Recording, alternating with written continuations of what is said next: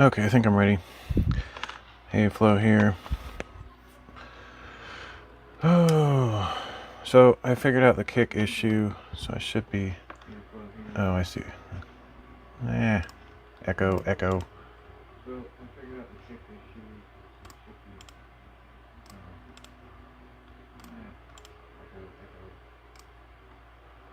Okay, did that kill the echo? Hopefully.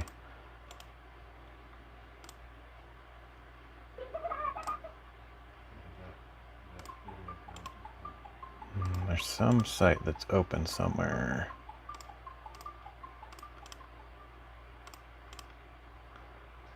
Yeah, I'll find it eventually.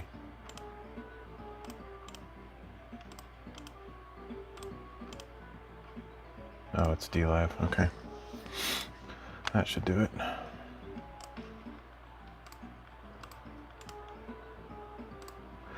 Alright. Man, it's hot in here. I started a fire because it was cold. Now it's too hot. But I'd rather be a little bit chummy warm, I guess.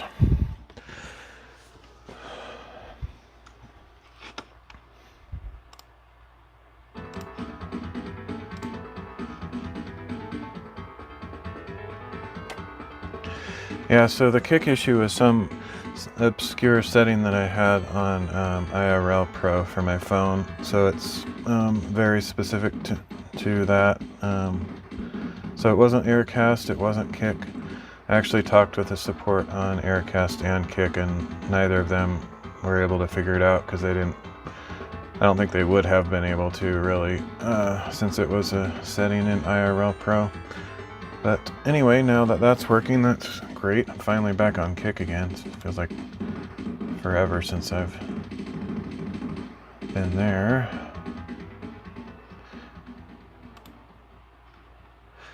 And so I finished that book last stream, so I'm going to pull that out. Well, I didn't actually totally finish it, but I got the cover on it. So I'll pull that out first, and then I'll decide what to do next.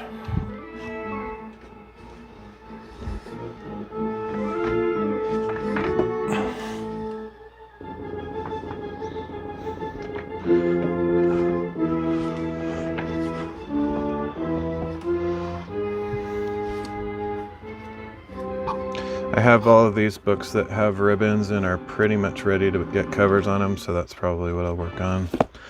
And then there's one or two here.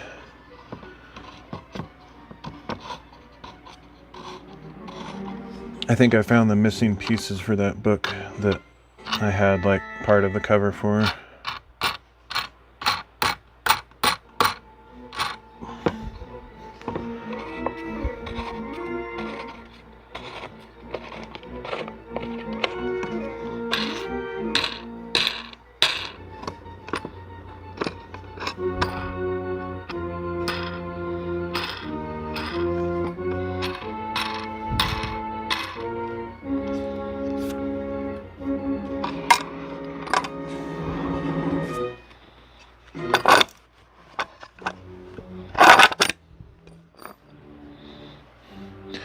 Be nice to have a little table to my side. I could put up a TV tray or something, but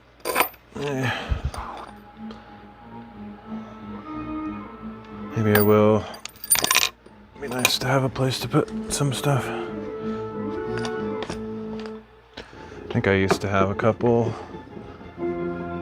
things like that set up, but just have to get my bearings again since I haven't been doing bookbinding for a while. Not sure if I have a spare one though. I use a lot of those like all over. I don't know if I have any left.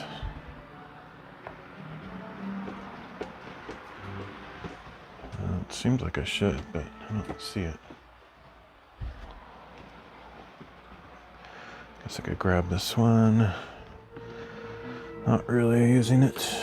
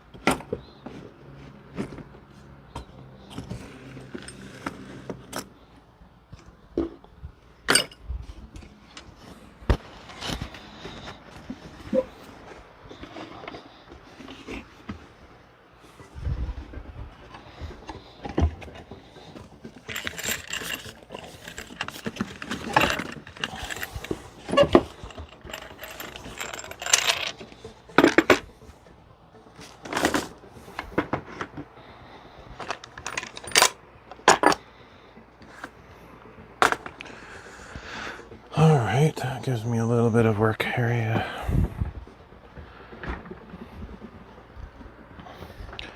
Could always make some extensions to my table or some kind of rolling carts, but I feel like then I'd be kind of cramped in here one day. Okay, so here's the book that we did yesterday. Let's see how it turned out.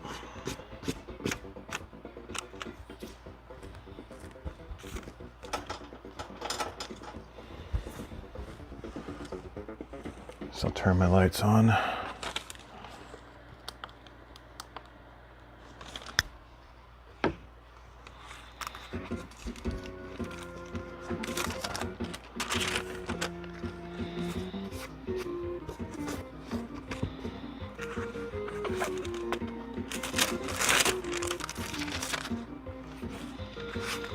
Looks pretty snazzy. Looks like I got rid of that little smudge of glue there, so that's good. Just wiped it with some water. I like it. I like the color scheme. This accent black is really nice. It turned out even cooler than I expected. So dimensions are basically perfect. Yeah, I think my equation is going pretty well. I don't really understand why there's always a bigger gap on this side than the top side with the ribbon. It doesn't seem like it should be that different, but hey Rick Gamer, how's it going? Anyway, I'm pretty happy with that one.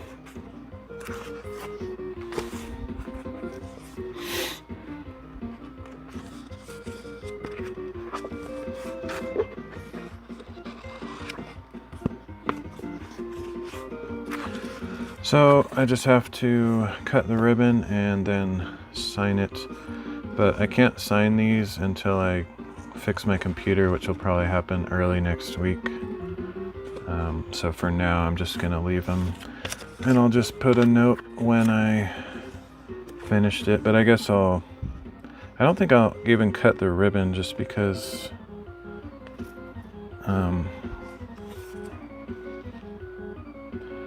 I don't know, it's kind of a hassle to pull that whole thing out just to cut one ribbon. So I might finish a few books and then cut all the ribbons at once. So technically this one's not actually finished. I'll just leave it and I'll finish it later. Hopefully I remember that I need to cut the ribbon, but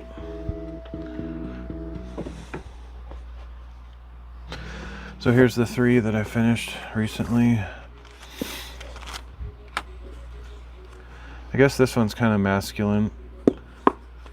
Something a guy would use. These other 2, I like bright colors. I like just like super vibrant, colorful things, so I would probably use these. But they are pretty unusual for guys. Be more for a girl, I guess, but I'm not that self-conscious that I worry about what people think about the colors that I'm wearing or using or whatever. But yeah, this one's definitely the most masculine one. I want to make some camo covers and some map covers. I have a ton of maps that I've thought of to use as end sheets, so I might start making some of those at some point.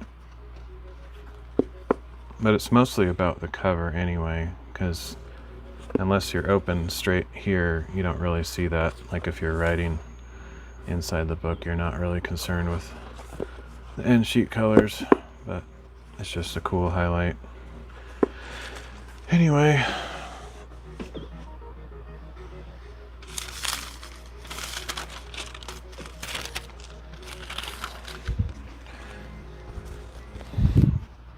so now that we're done with that, I had one more that was close to finishing, but I think I have to do some gluing, so I might do a bunch of gluing today,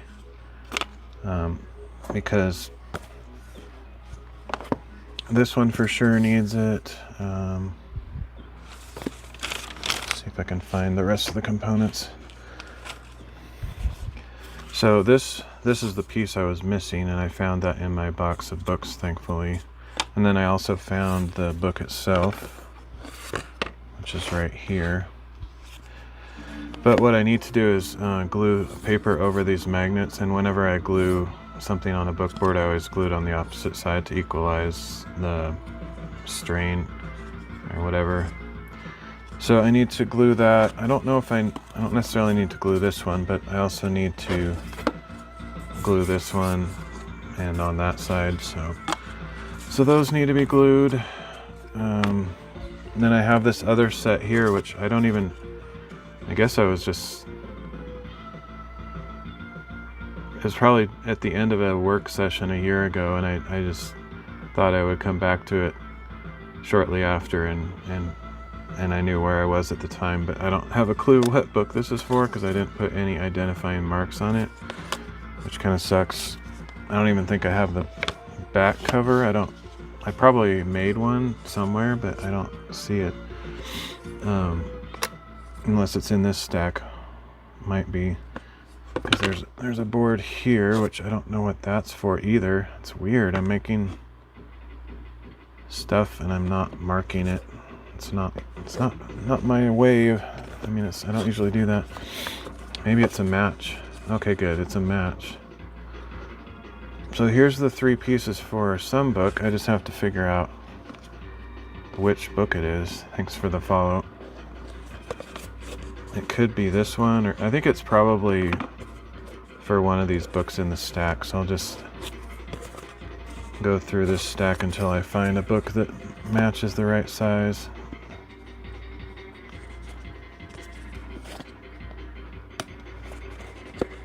Might be this one. No.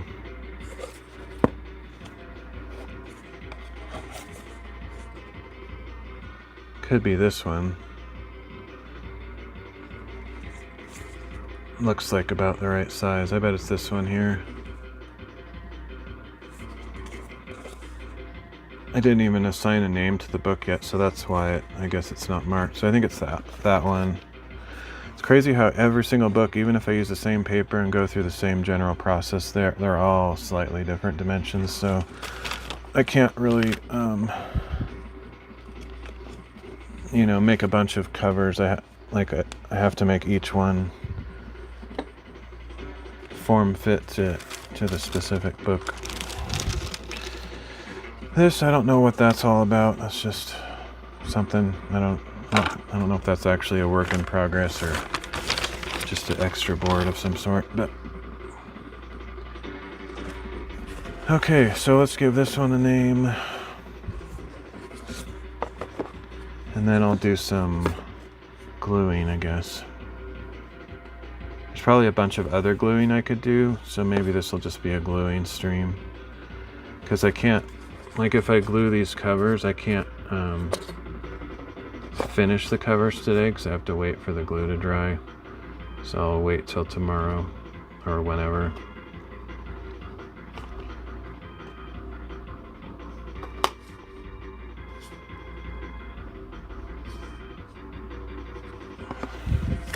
Plus, when I get the glue out and make a big mess, it's good to get all the stuff done that I can do at one time, so I'm not going through all that trouble for nothing.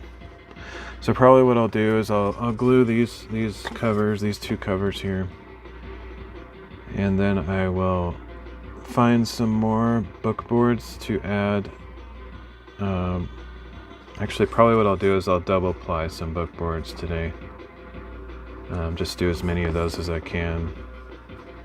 It's not very interesting, but it's something I need to do. So if you look closely, I don't know if you can see, there's actually two boards glued together here. Makes it really strong, and then it also equalizes the desire for the boards to kind of curve. They form an equilibrium where they're pulling each other equally so that they stay really nice and straight. So I might make a bunch of those just so that they're ready, because then these other books are going to need some book boards. The other thing I could glue is I could glue some headbands and the ribbon on these other books. That would be another thing I can do after the gluing of book boards, if I get bored with that. Get it? So yeah, I guess that'll be my agenda for the day. Somewhere, okay. Yeah, that's what I'll do. Get this stack. I probably won't work on this stack at all, just I had them out. These are basically ready to have the headbands and ribbons glued on and start preparing for covers being made. This is what it looks like when I leave a little extra marble paper on one side. That way it can go on the inside of the magnetic flap that goes around.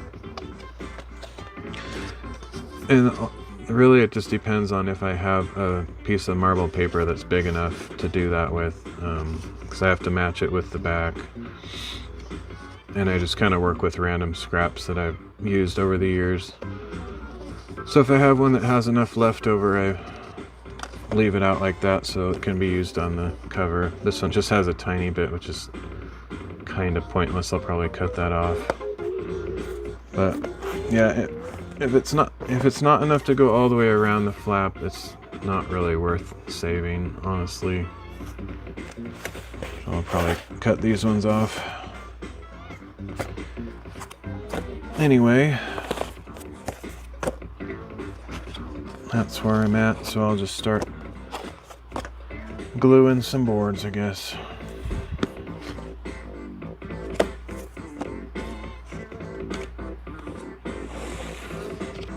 I thought I might actually work on another cover today, but I didn't realize that these need to be glued first.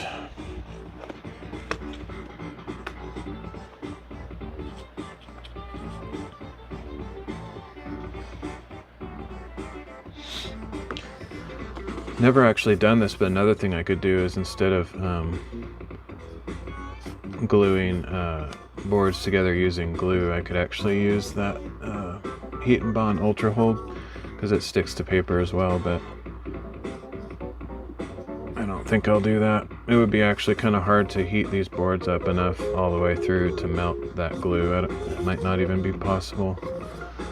So anyway, I'll just keep doing it the way I've always done it.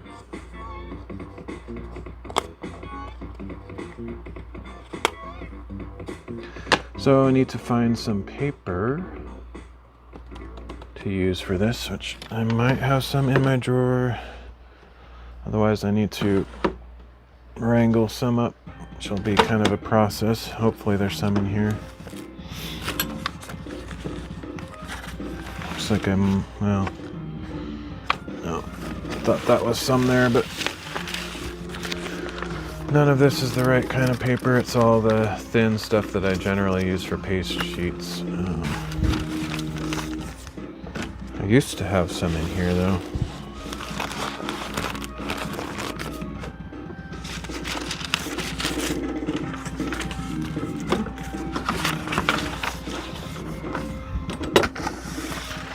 Looks like I took it all out.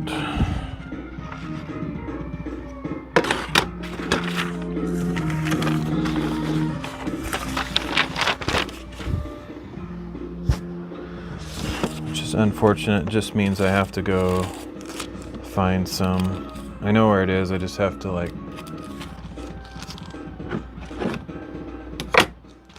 I might actually have to cut it, which will be a pain, but we'll see. That's too bad. I was hoping I had some in here. That would have saved me some time.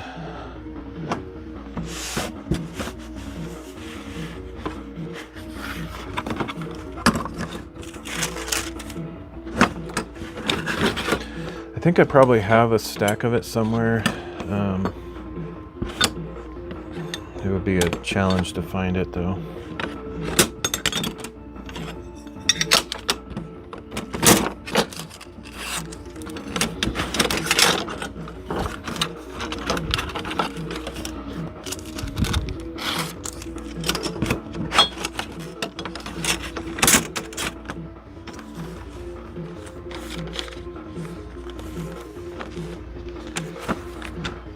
Have one place I can look, so I'm gonna go check there real quick. If it's not there, then I'm gonna have to cut down some larger paper, probably, which is kind of annoying, but I don't necessarily have to cut it down, because we'll see what happens.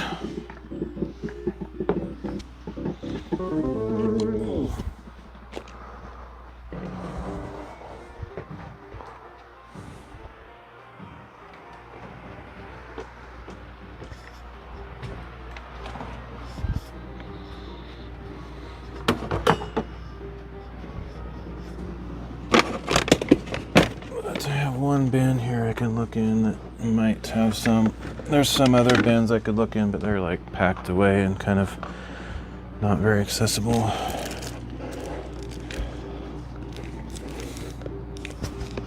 Ouch.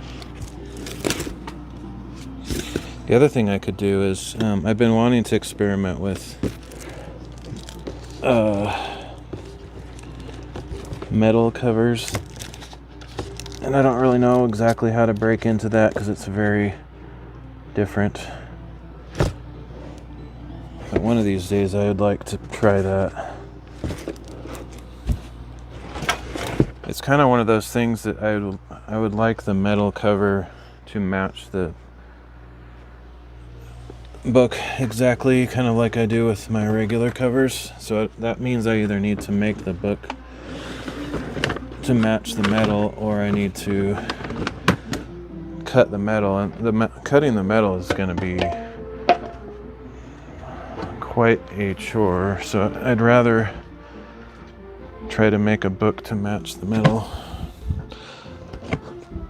but that's no easy task either.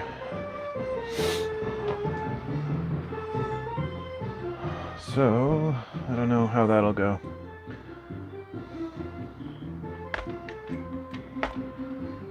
Okay, so I'm gonna come over here. I have to grab my gigantic paper.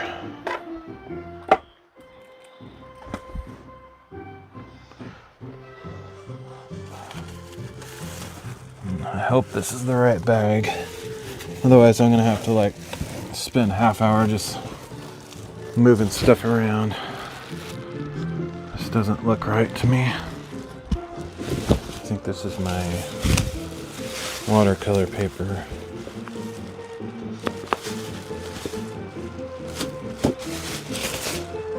Oh joy, it's not the right stuff, so I'll have to dig a little deeper.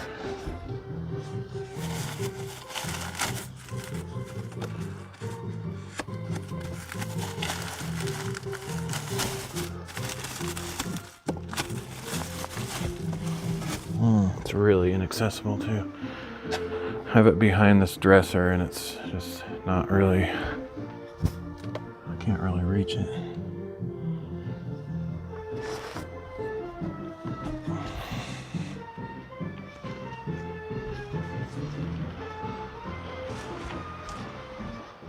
Oh man, I wish I could find the, I'm sure there's a stack of paper somewhere that's already cut, because I had some in my drawer at one time, which means it exists somewhere in reality, but finding it is the challenge.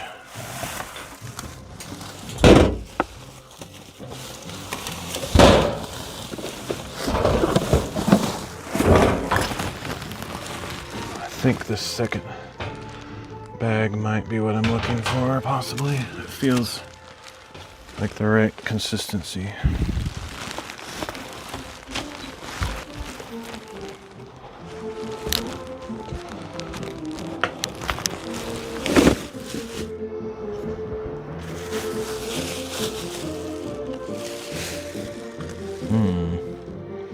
Can't see what it is actually. Okay, good, we have it.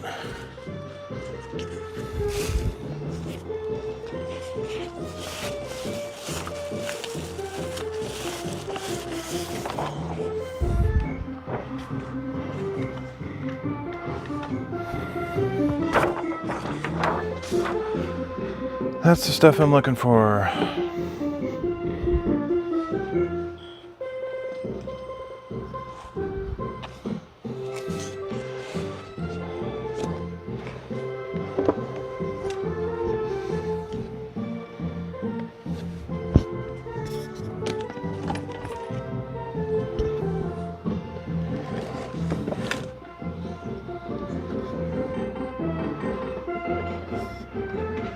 This is actually only half the size. It's cut in half. I have some that's like twice this big. And this one's a little bent up, so I have to cut the corners off, edges off.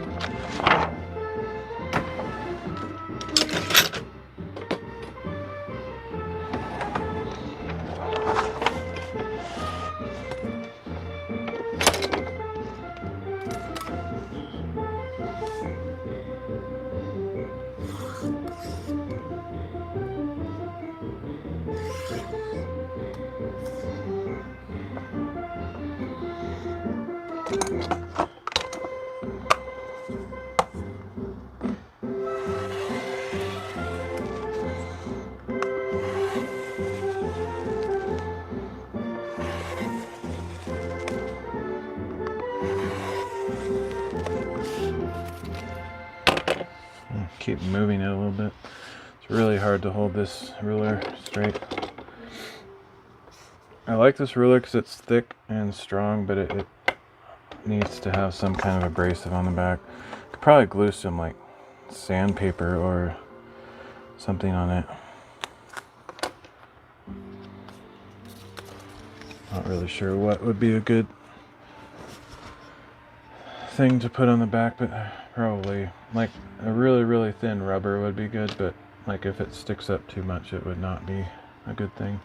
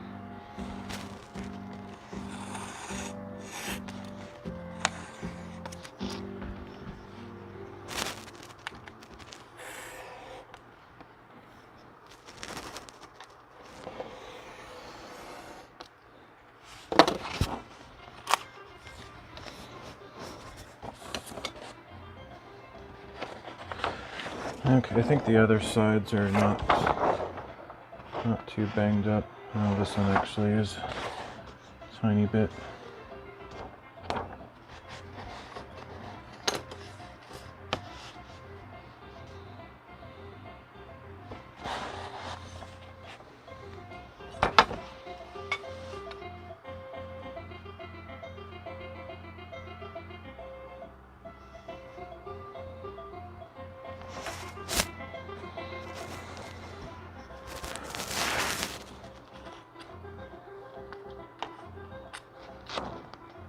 It's crazy.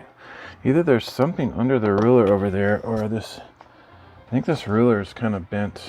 I've used it for some pretty rough projects. It's not laying flat on the table.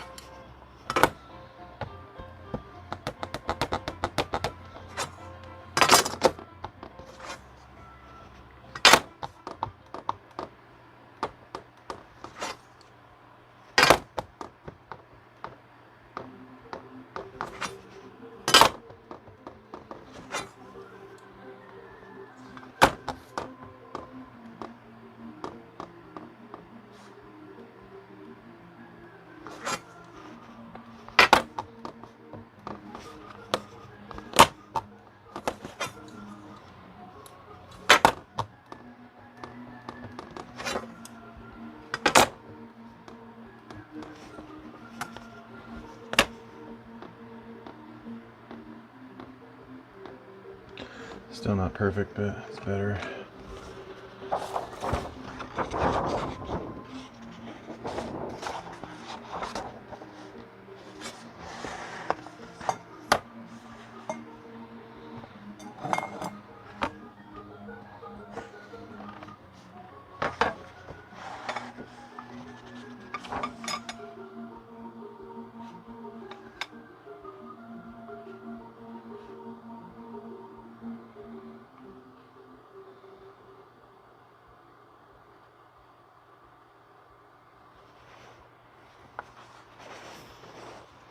Keep forgetting about my stupid graph table. Let's just do it that way. Silly. I always forget about that.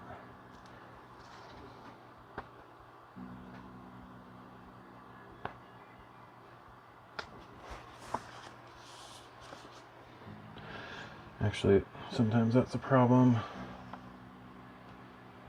I don't know if you can see this, but I put this little thing on here to keep stuff from falling off the table, but it actually limits where I can put this paper right now, which is annoying.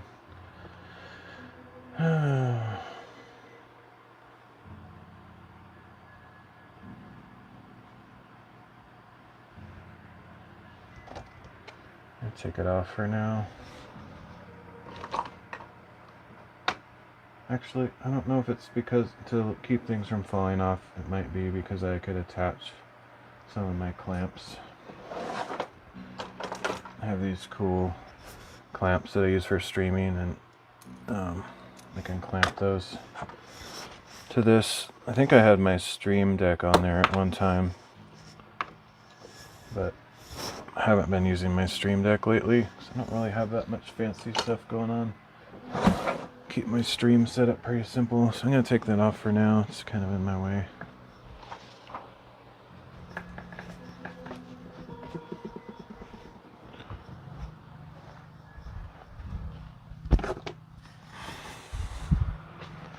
I used to be all about like setting up gizmos and gadgets and stuff on my stream, and I don't know, sort of lost interest in doing that.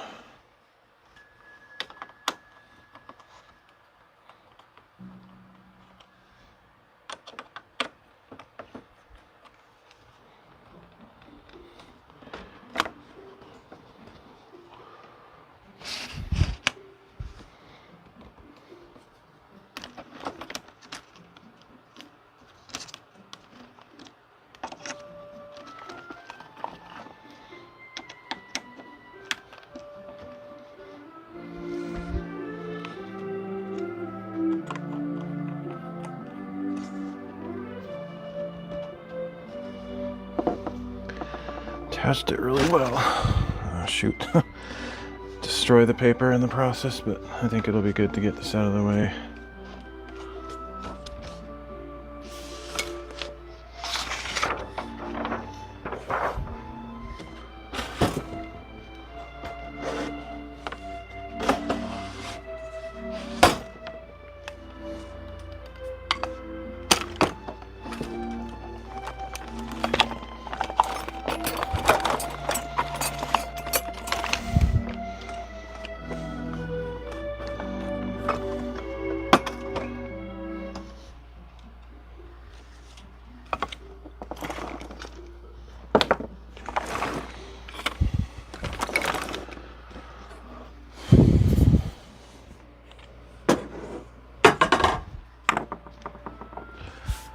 Okay, that's better.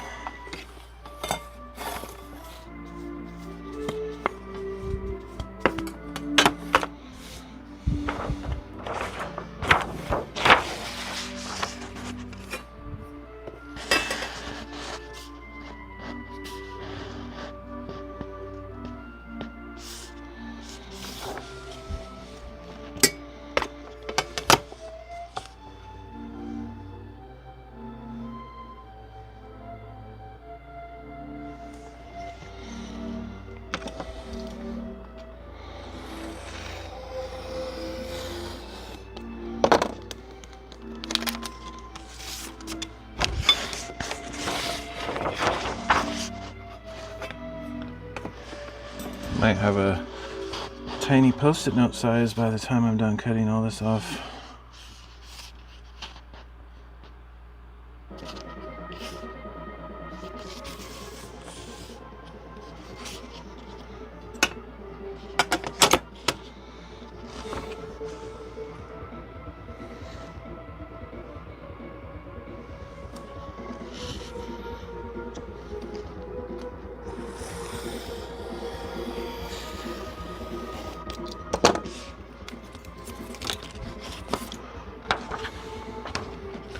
Okay, that's enough.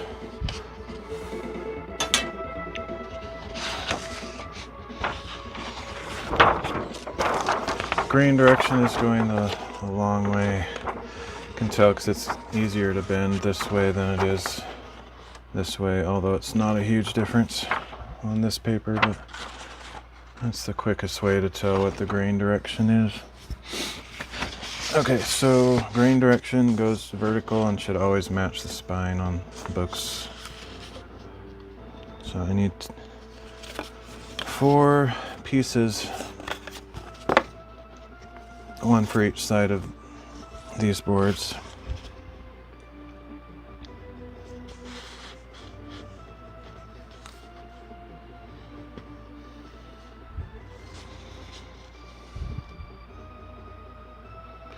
I cut them a little bit bigger than the board usually, or smaller than the board, but yeah, bigger than the board in this case. Then I can trim them off once the glue is dried. Hey Cat Meow, thanks for the follow. Alright, so I'm just going to measure these.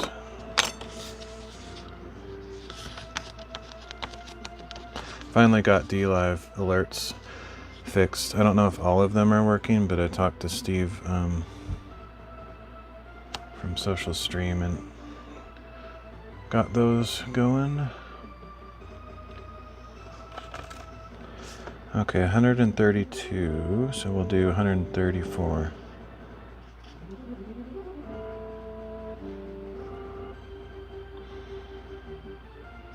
No, wait, 13.7, not 2, 13.7, so we'll just do, let's just make it 14. I wonder what the total width of this is. It looks like I can't get quite 3 widths out of it, but I don't know.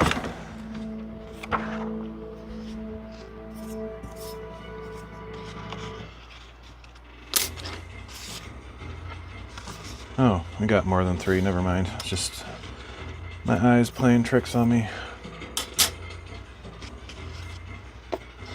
Okay, so we'll just cut 14 3 times, and then as far as the height goes, it's also a little bit more, 14 and a half.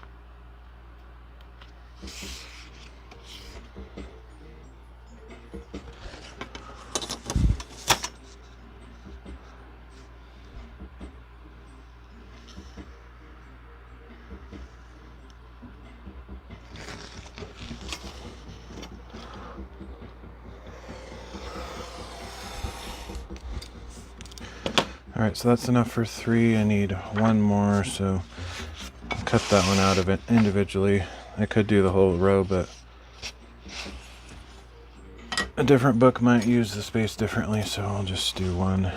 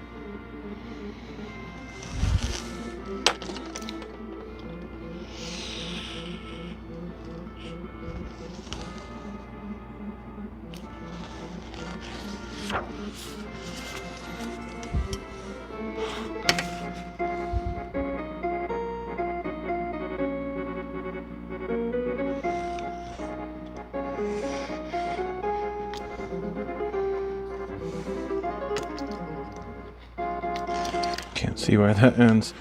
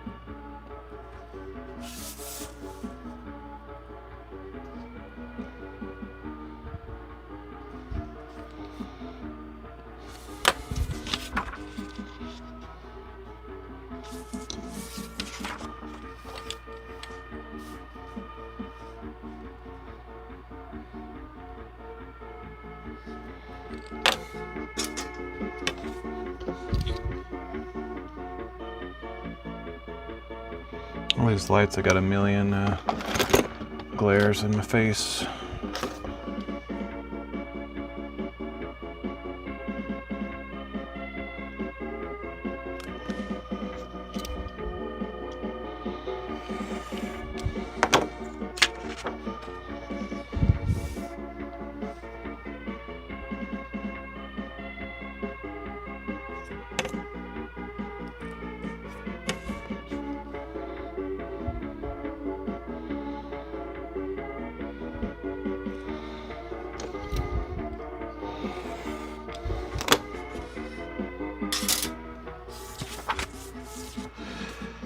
Alright, that's all I need for this book. I guess while I'm in the mode of cutting, I can do this other book as well.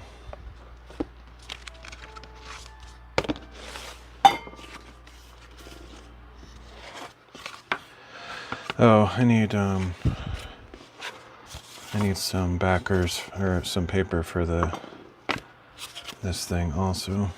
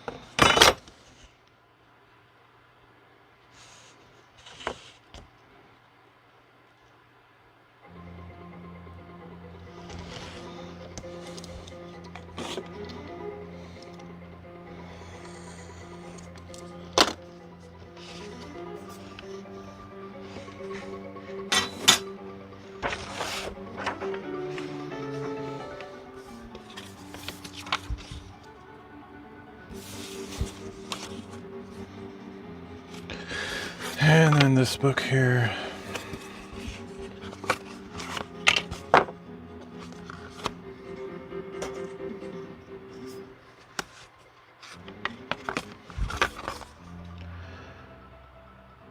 Got about 12, so I don't know, 12.2 is good.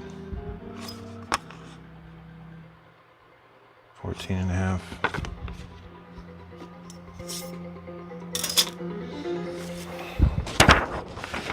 Just so happens to be the same size vertically as this one, so I can get at least one piece there and one piece there out of this.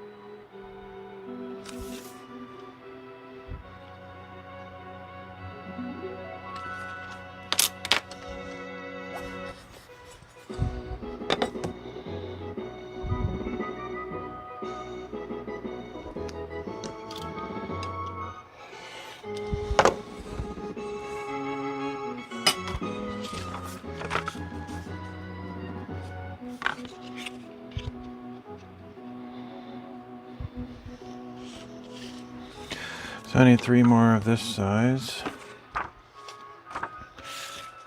1 more of that.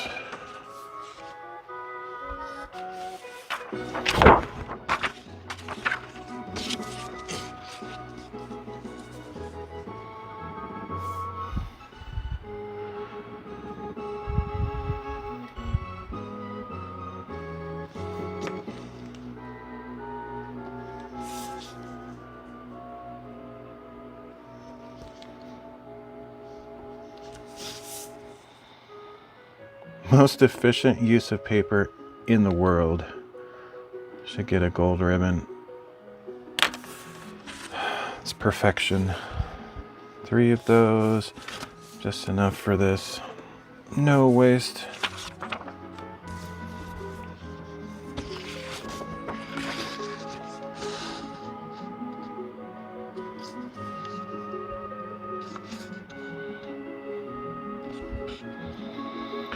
Well, except let me get the height on it.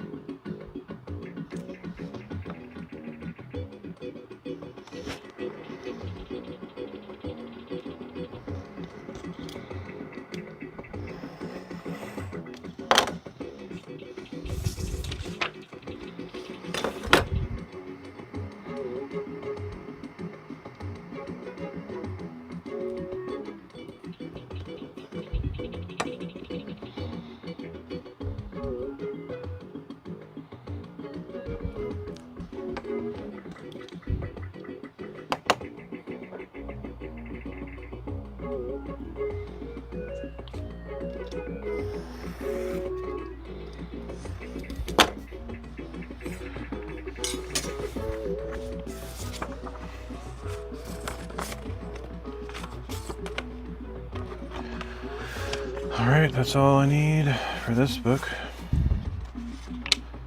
Oh, what are the chances of that? Just happens to line up exactly.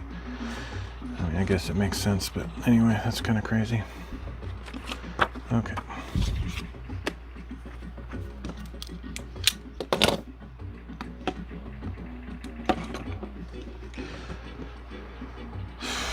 So I could just glue all these on, which is probably what I'll do. Need to get a couple book presses ready for them, which I have right here, so we're all ready. I need to mix more of this glue though, so I don't think this will be enough.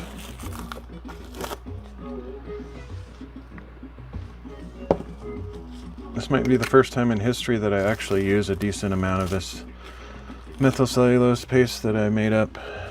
I almost always end up throwing it out because I don't work on bookbinding often enough.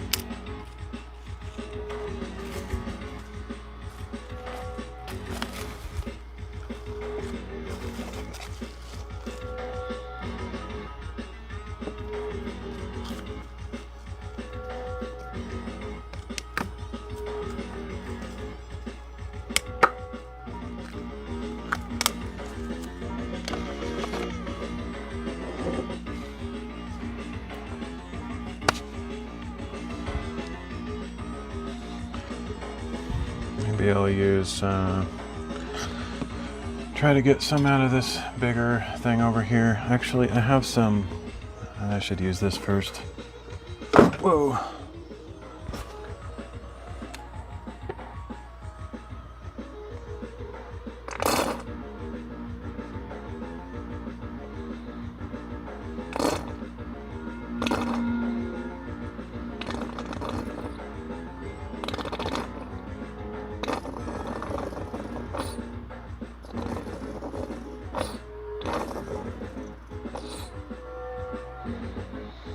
Not sure if I got a good ratio there. I probably have too much methylcellulose, but it's probably fine.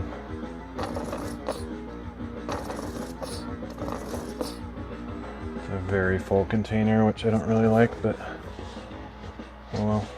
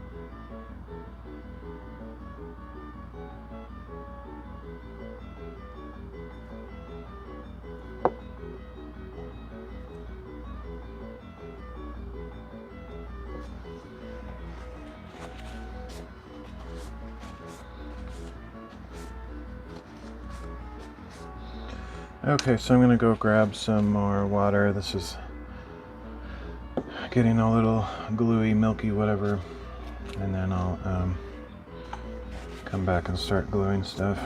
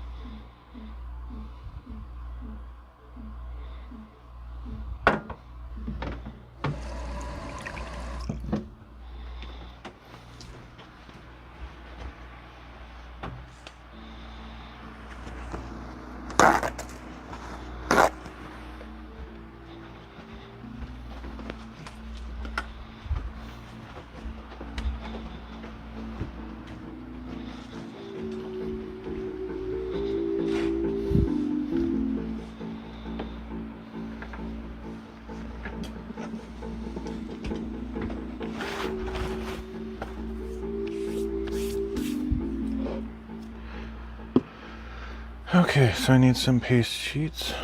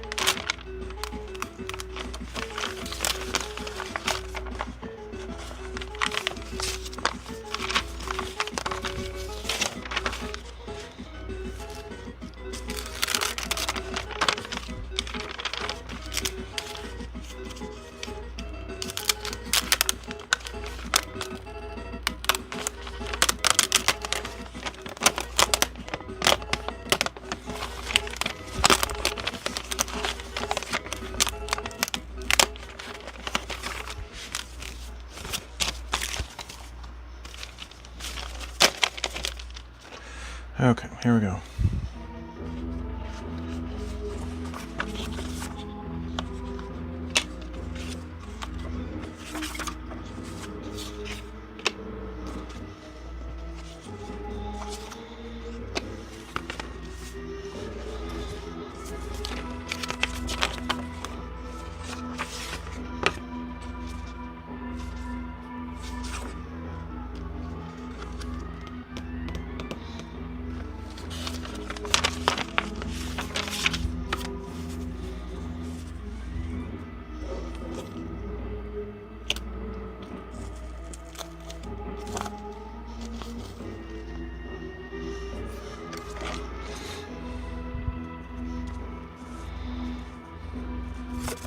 Actually, come to think of it, I don't really need to do these ones. I should have thought of that, but I didn't. So the ones that don't have the magnets in, I don't really need to do anything to them. They're ready to go, so that one's fine. Just need to do this one, so I have a few extra sheets. These might work for another book later down the line. So I'll keep those somewhere around.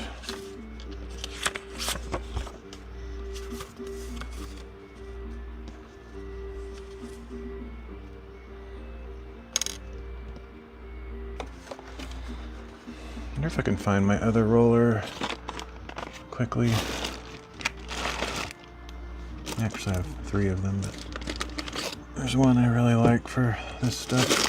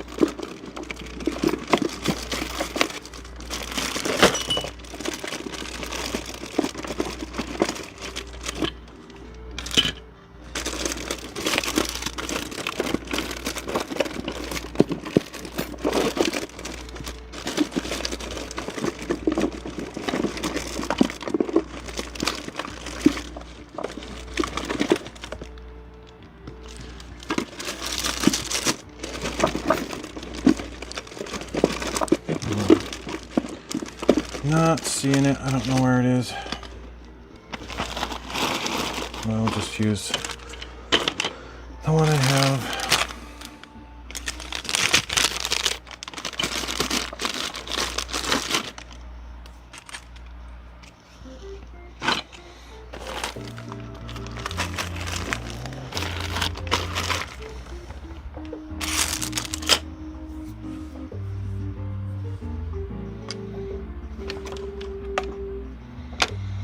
Might be on my, oh, there it is. I was gonna say, it might be on my table. It is.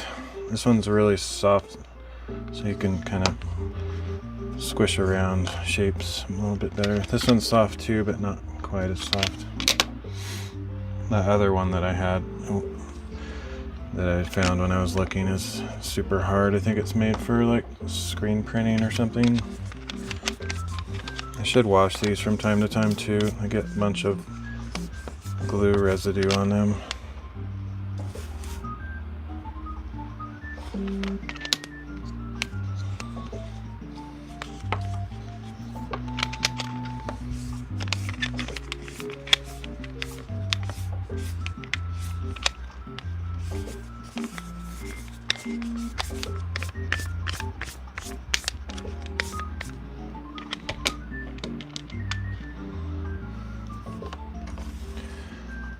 Alright, finally ready to go. I think I hate it having this so full. I feel like I'm going to knock it over and spill it every time, but I don't think I've ever done that. I just feel like I'm going to.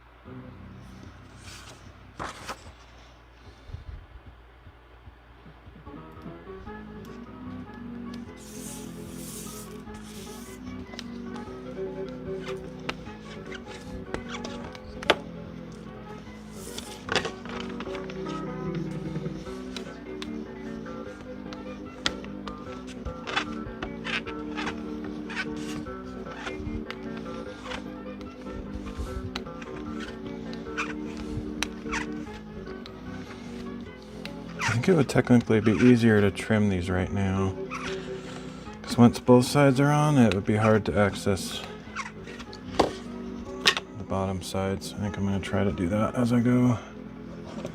At least trim one side.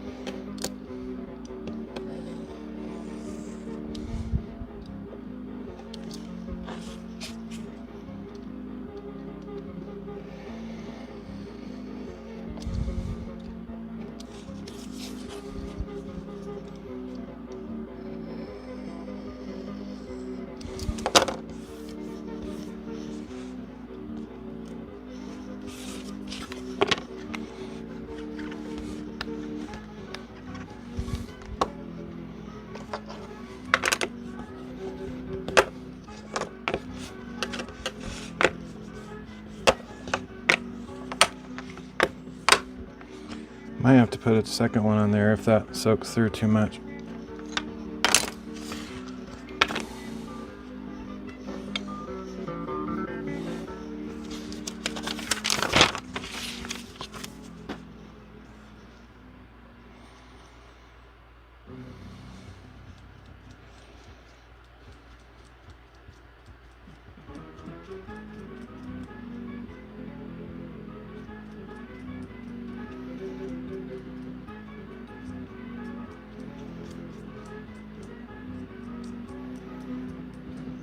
Don't technically need anything on the back. The primary reason I'm putting that on there is to give it a buffer between the magnet and the fabric and stuff, so it doesn't create like a little circle indentation on the final book.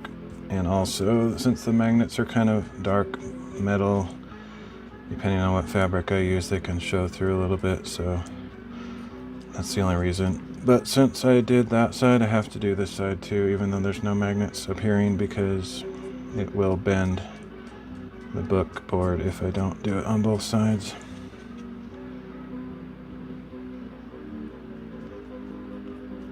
I could already feel it bending. It's amazing to me that it actually bends at all, just because it's so thick, and I'm just putting a little bit of glue on one side. It doesn't seem like it would affect it that much, but I can already feel it flattening out as I'm putting glue on the opposite side, because it has equal treatment to both sides.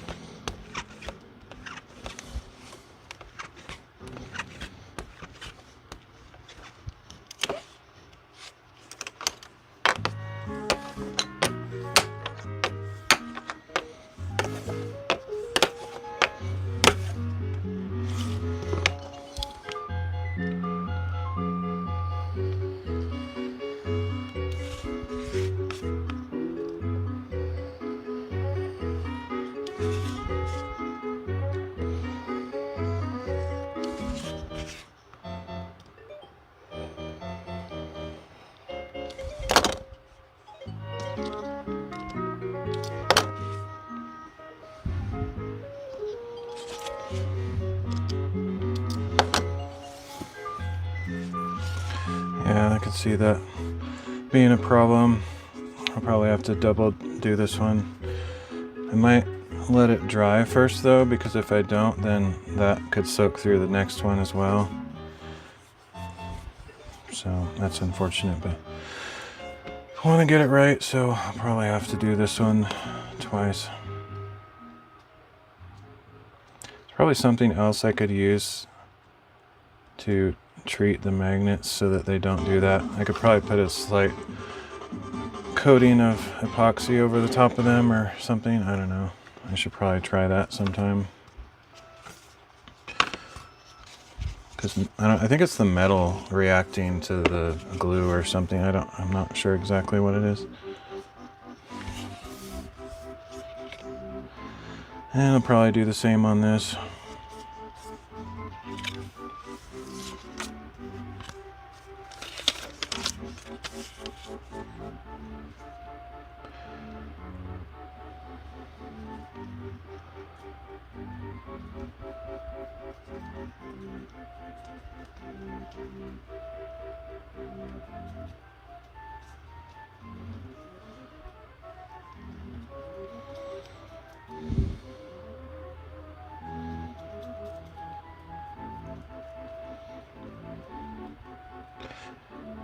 People might not believe me that it takes me over 10 hours to do a book, but if you actually look at my live streams and see how each of these steps takes forever, you might actually start believing it.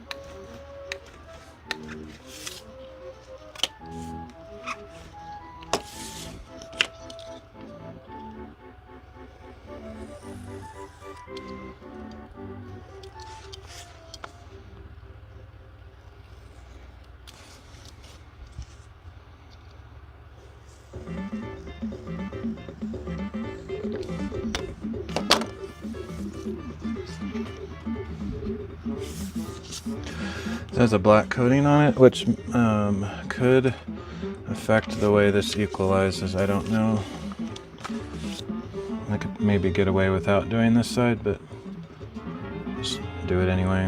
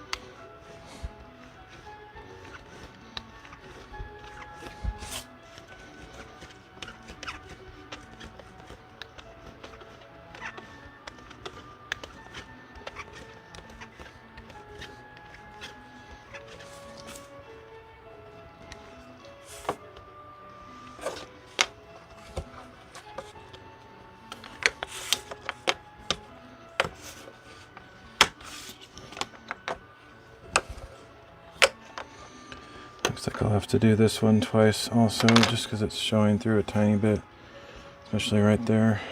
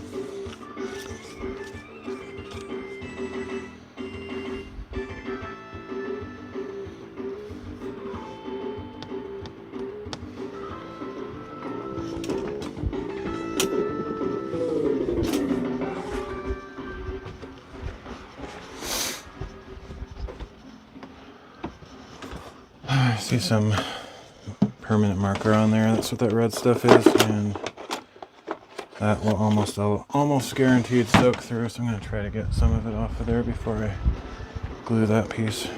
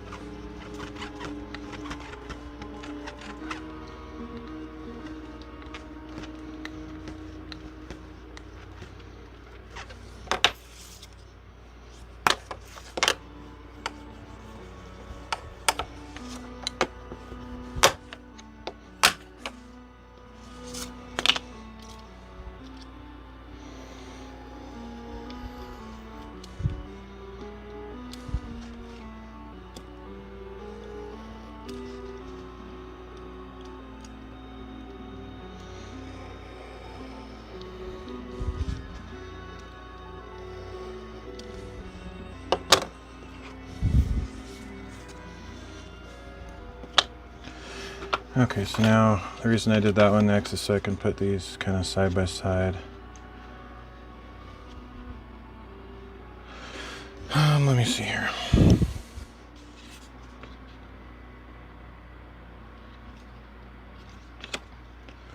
Guess it doesn't really matter.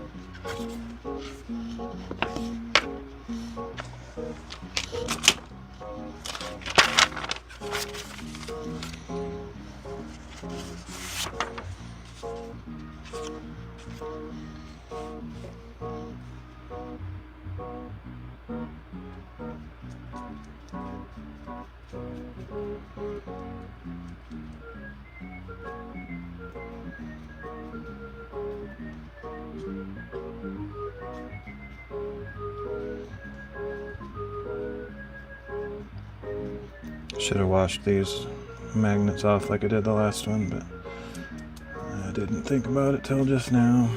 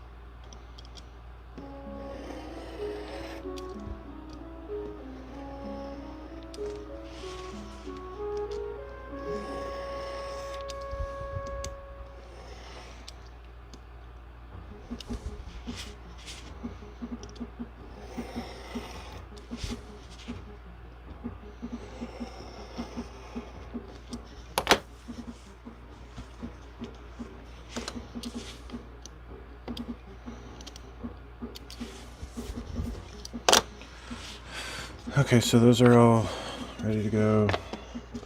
I'll stack these together so they hopefully get more or less even pressure.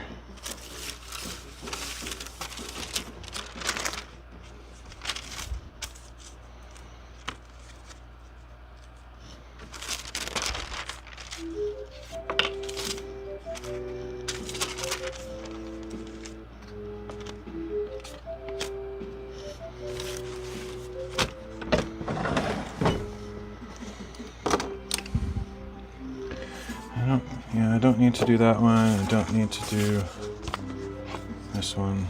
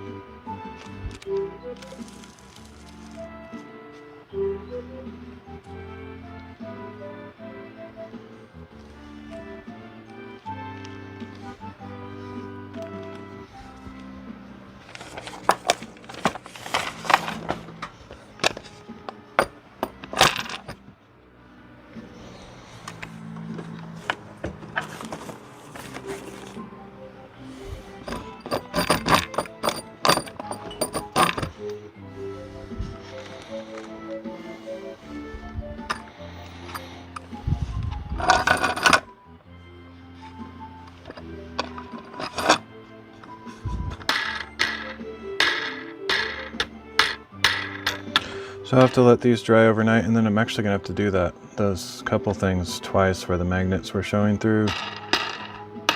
I might be able to get away with not doing it a second time. I'll check it later.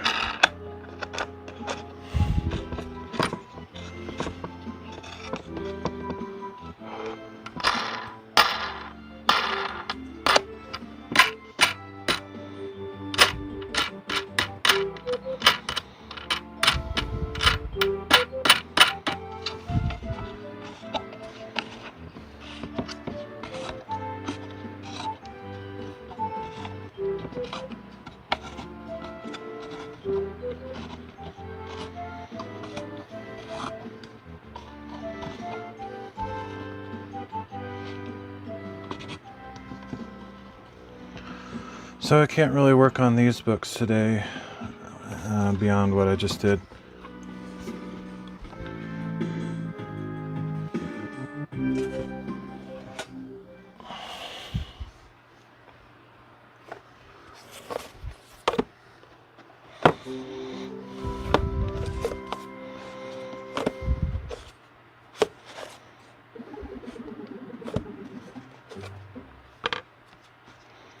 This one doesn't even have a post-it note yet. I'll just add that later.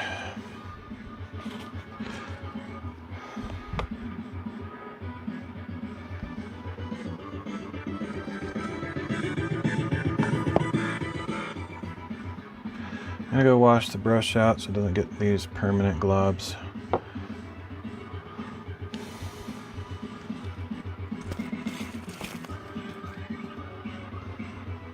Then I might cut some boards, I'm not sure.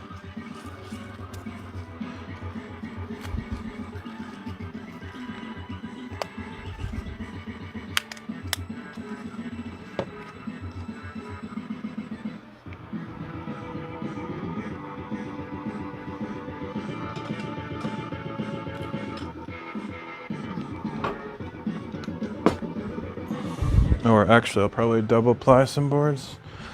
That is most likely what I'll do. Just not overly interesting, but something I need to do.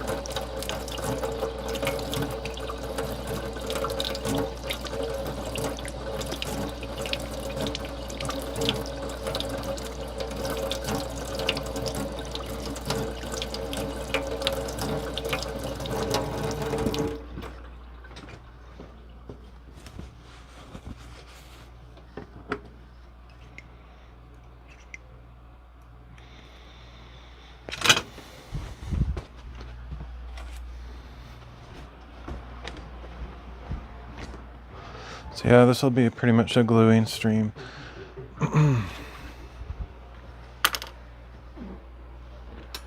Might grab a stack of boards and just do a bunch of them.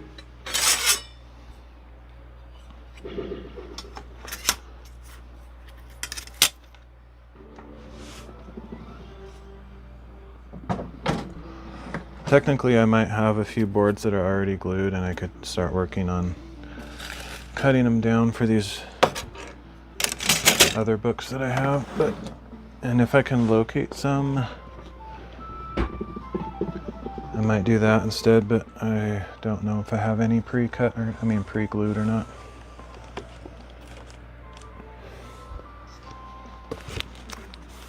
Like here's some. Actually, these aren't. Oh yeah, those are pre-glued, but they're pretty small, so I'd have to find small books to use those for. So, but let me see if I can find some others.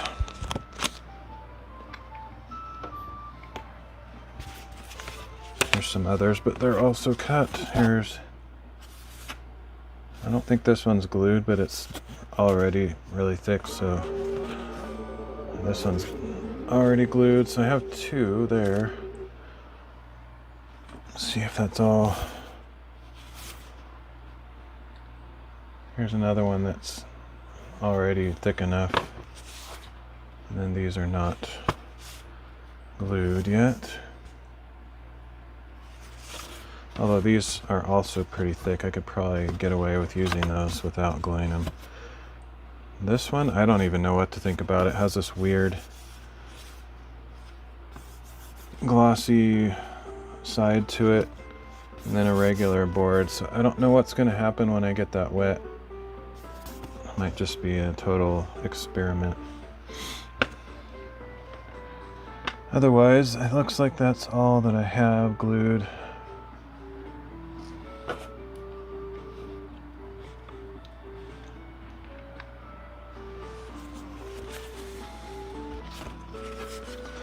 These ones I don't actually need to glue. They're permeated with some kind of wax, so they don't really react when they get wet, so they don't like warp. These are kind of my favorites, but kind of my least favorites because of the wax. Glue doesn't stick as well, so I have to sand them down, which is a pain. I actually hate that. But technically they're some of my best boards for, like, they're thinner, but they're way stronger than standard. Well, there's another couple glued pieces. I don't really have a lot to work with here as far as already glued ones. Oh, here's another one actually.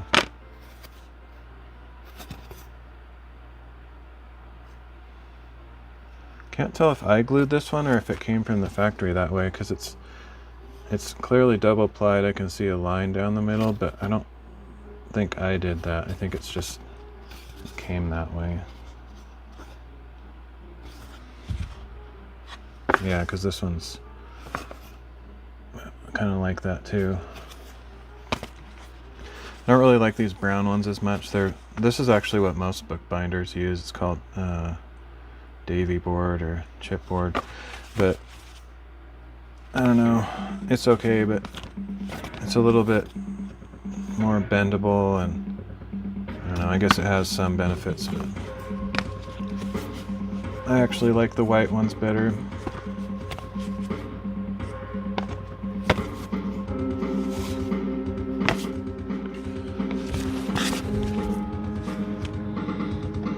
Might have a few more here.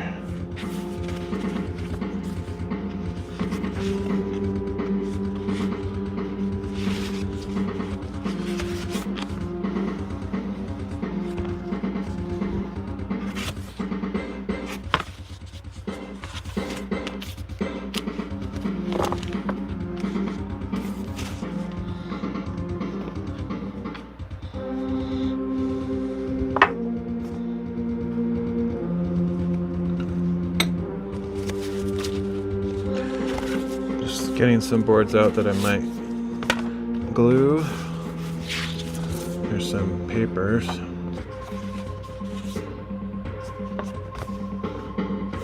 This whole stack I could glue. I might work on that, even though I would rather work on further step in a book or something. This needs to be done as well, so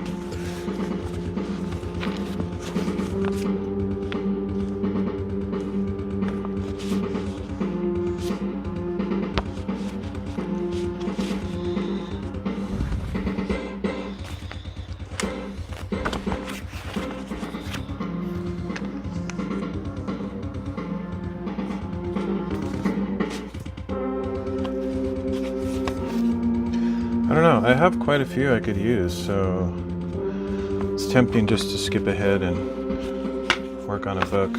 I think I might do that instead, just because, I don't know. I mean, I need to do the board thing sooner or later, but I guess I have enough here that I could do a few books before I am in need of more double stuff. I don't have to do double boards like these In the early days, I never did this, but I found that they're a lot stronger, and I like that. So I generally do it that way now. It uses twice as much board, so it's more expensive, but I just think it's worth it. It's a lot more work, but oh well.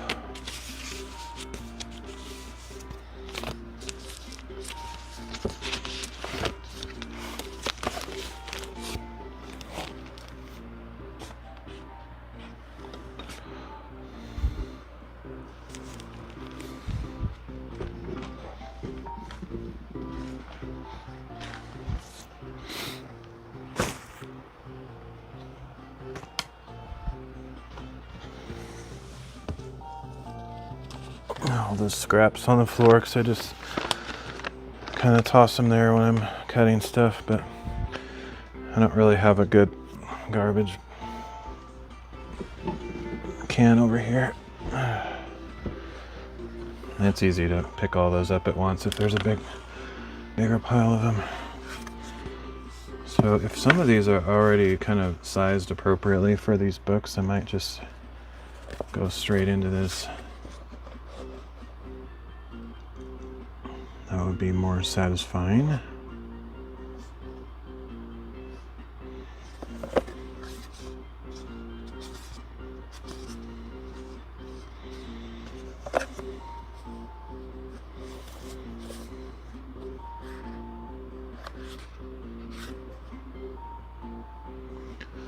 So apparently I already selected cover materials for these,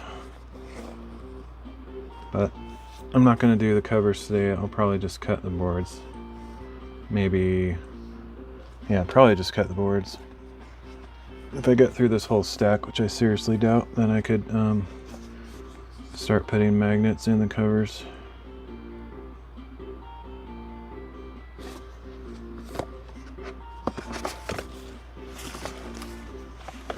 I wish I had some smaller books that were in this same stage, because I could use these scraps for smaller books. But all the ones that I have that are ready to be covered are about this size or even bigger.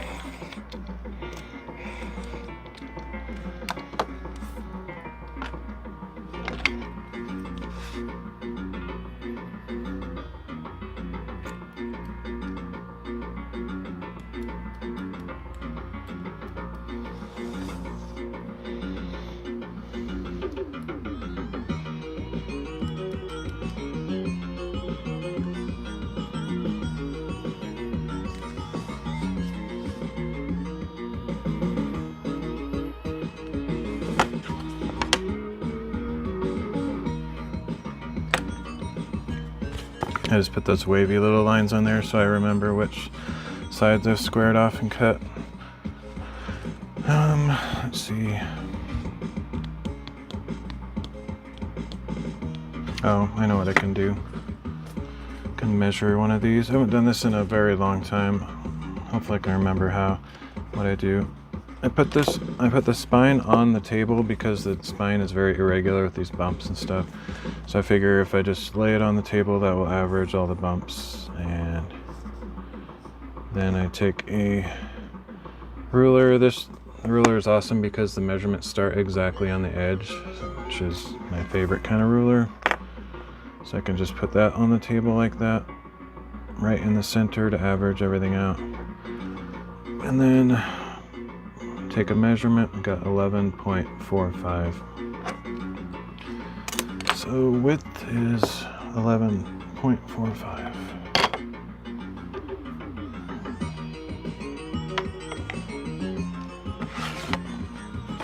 Not sure where my pen disappeared to.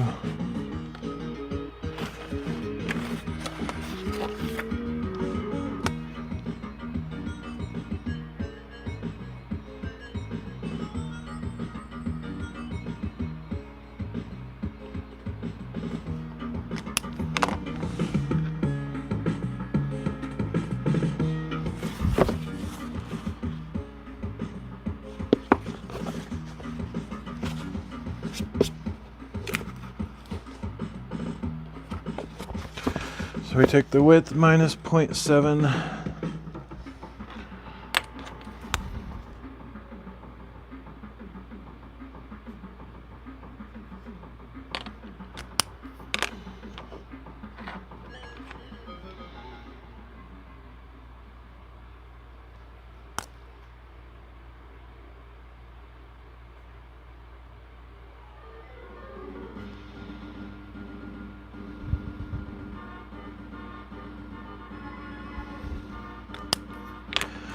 And the height.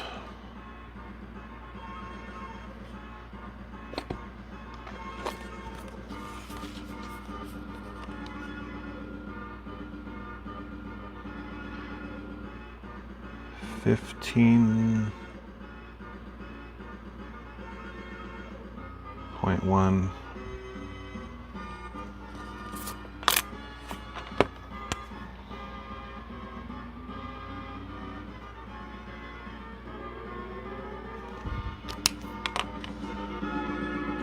I think it's plus 0.3, I can't remember. Yep.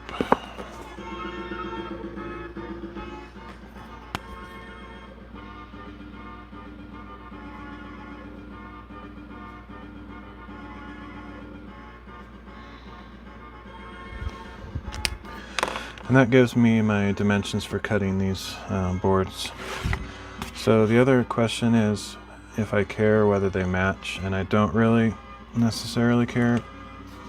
I'll probably have to cover these with paper like I have been anyway, so it doesn't matter that much.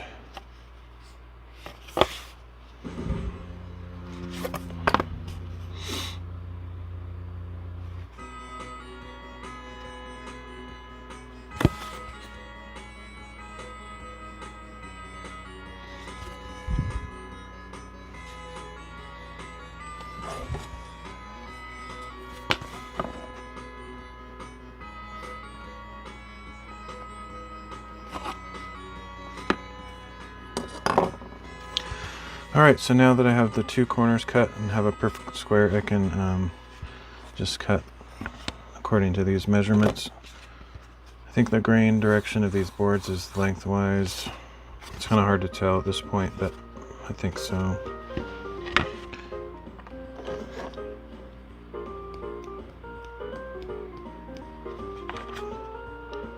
Yeah, I have an arrow there. I try to mark them when I'm gluing them, because once I've glued two together, it's so stiff that you can't really tell which is the weaker direction.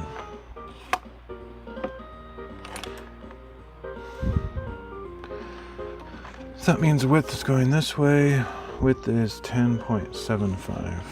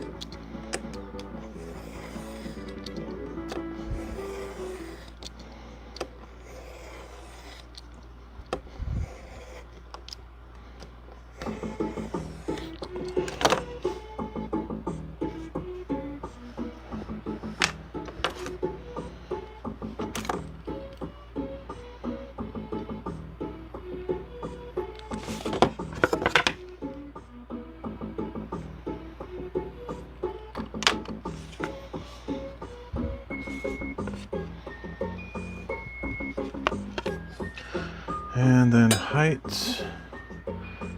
15.4.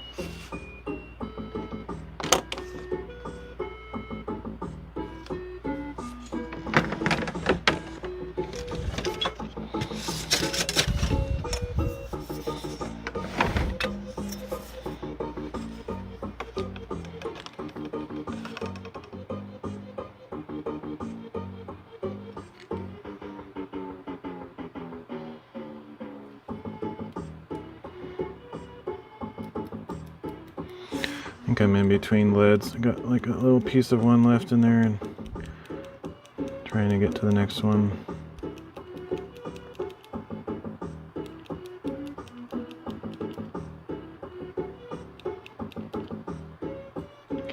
Which is always annoying. Or not always, sometimes.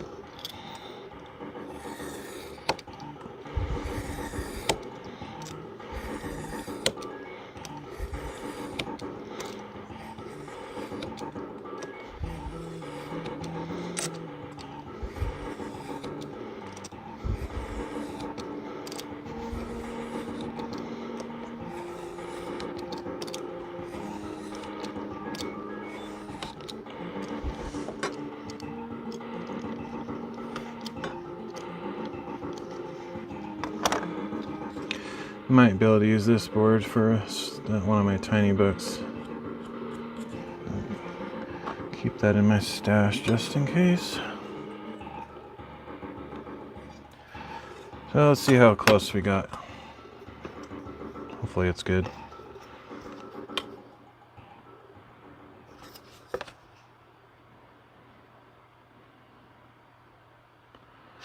Good enough. It's basically perfect, but if you use the microscope, you might find some flaws. Okay.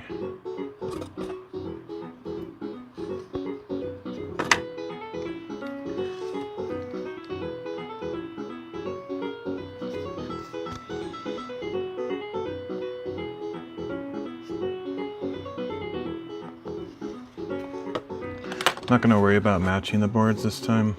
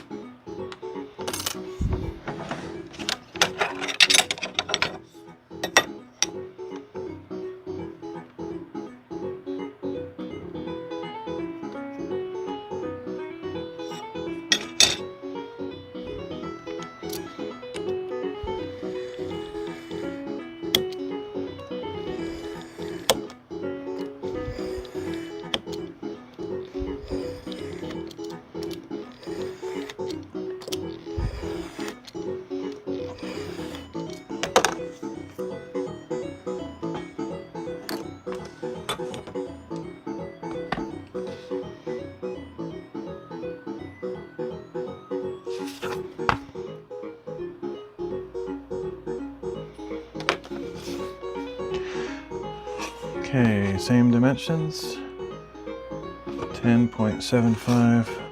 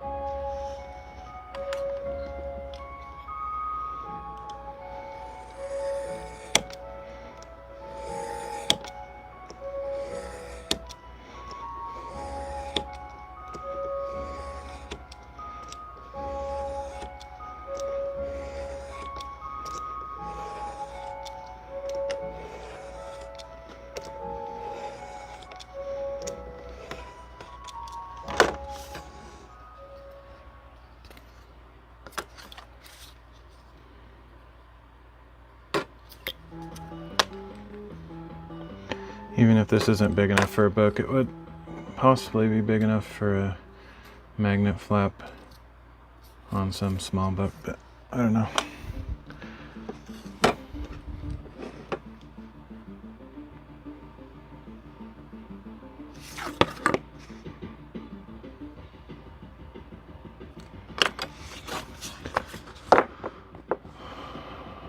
Good match.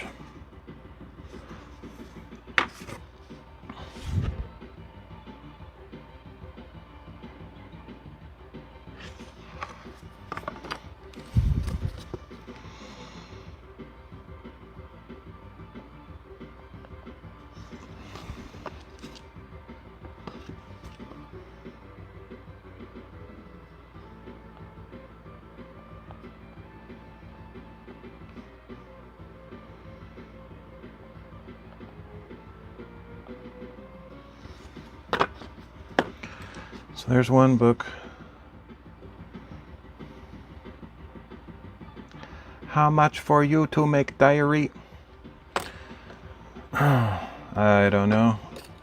I'm actually probably eventually going to put them on Etsy or something, or a similar site. I don't really like Etsy that much, but probably like $25 or something, but I don't know yet.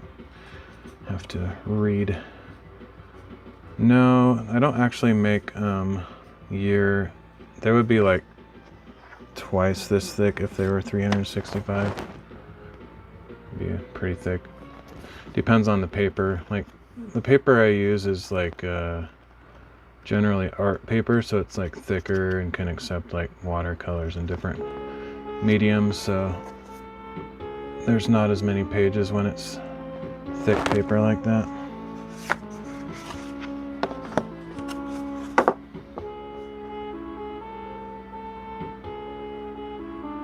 I could make a one with that many pages, but it would be more expensive and take a lot longer.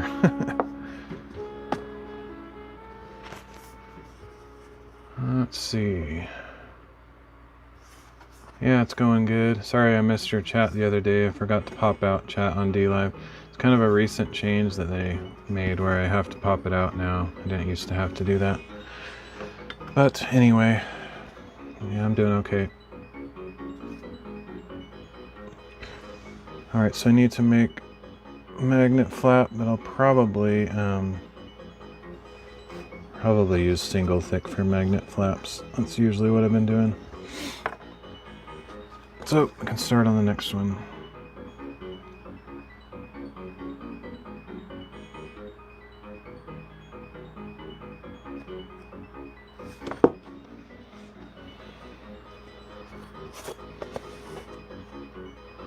Guess I could take the measurements for the spine and stuff, but that's not that crucial right now.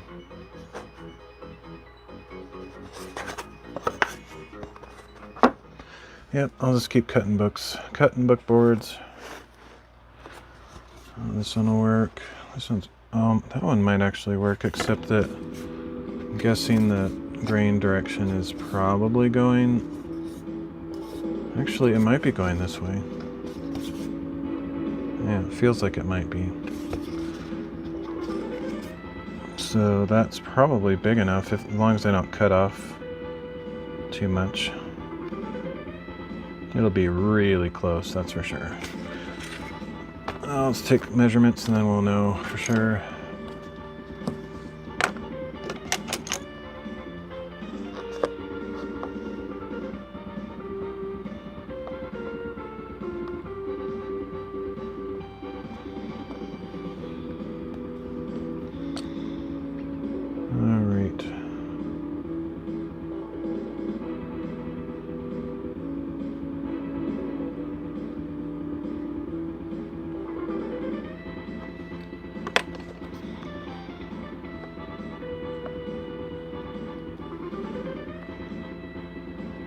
So 12.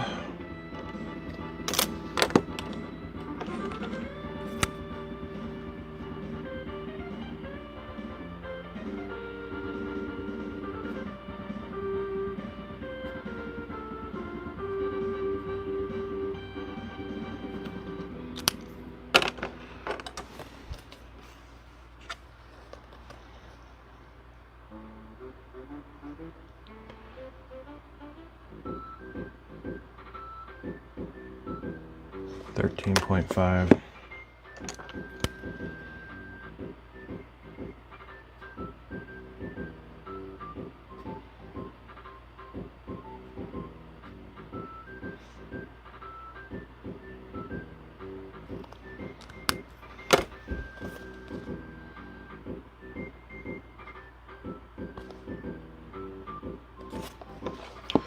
Okay, so that tells me we need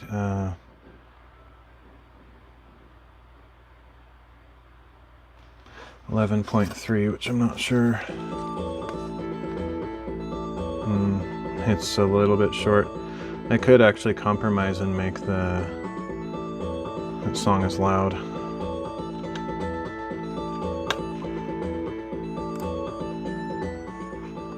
I need like some kind of plug-in that normalizes the volume. I don't think this player has that.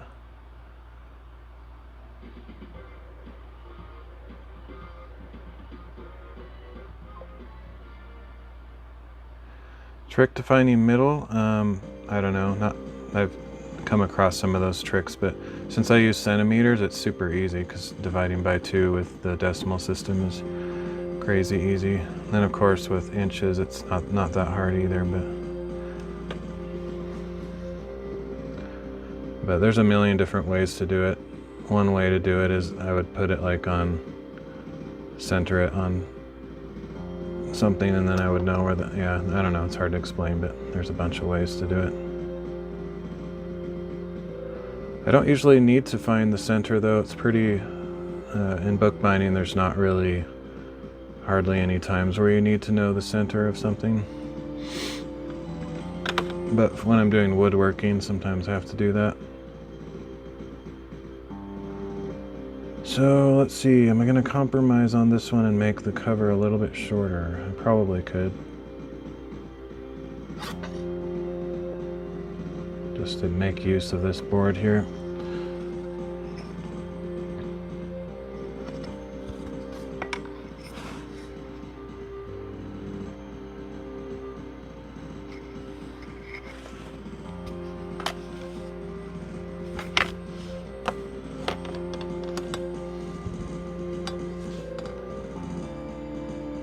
This is Sonic 3.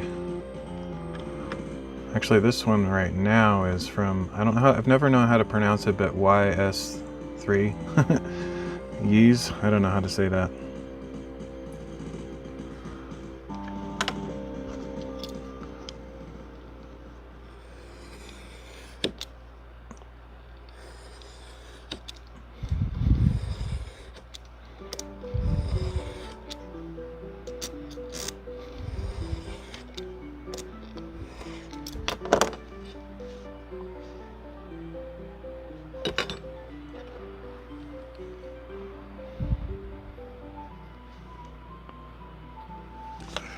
Alright, there we go.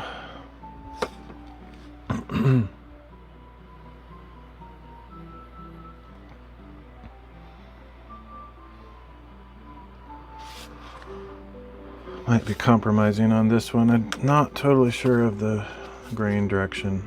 It probably is right, but I don't know for sure. When it's thick like this, it's hard to tell. But I can probably get away with it, even if it's not the right direction, because it's so thick. Alright, so I'm going to do squareness. If it's already square, I don't need to cut this side because it looks pretty clean already. It's a tiny, tiny bit off, like a 1/4 of a millimeter at most, so I think we're good. Human error is within that tolerance anyway. Can't really get that close. How many pages is that? I'm not really sure.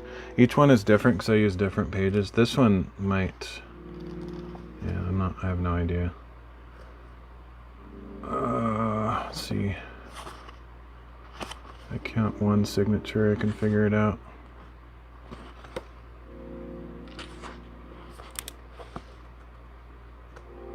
Let's see, 1,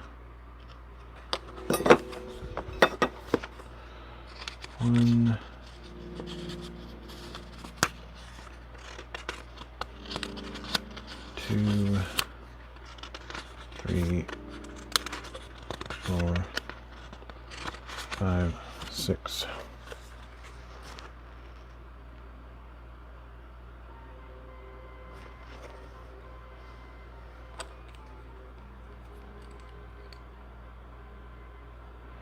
Yeah, I gotta cut out the middleman. Sorry, Doik. I don't make any money on these anyway, so unless you're gonna sell it for like hundreds, but then you'd just be cheating me, and that wouldn't be a very friendly thing to do. 1, 2, 3, 4, 5, 6, 7, 8. Is that 8?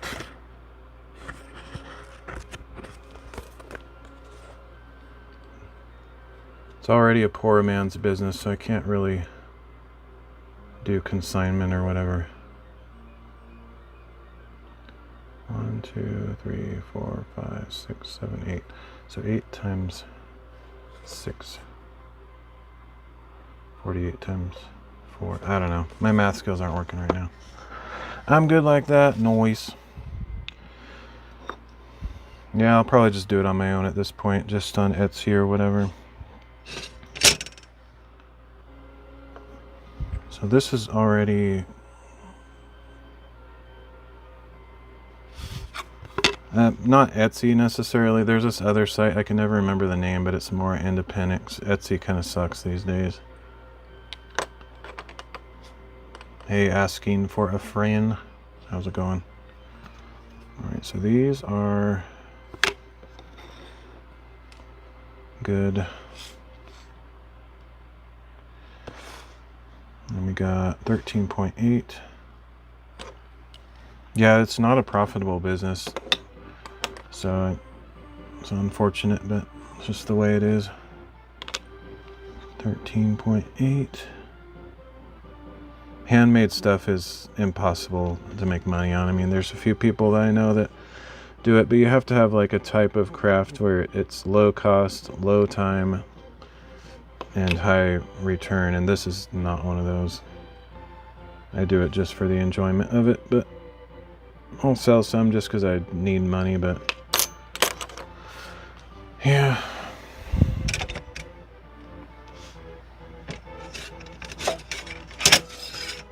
It's not a partnership type situation where I could make any money for someone else. There's just not even money in it for me, unfortunately. A lot of crafts are high cost or high time. Yeah, it sucks. I like it, so I do it just for the enjoyment of it. Plus I use them. I like writing in journals. If I didn't write in journals, I probably wouldn't be as passionate about it. But yeah, once I get enough or a few to throw on a store, I'll send you a link, or I'll put a link on my profile or whatever.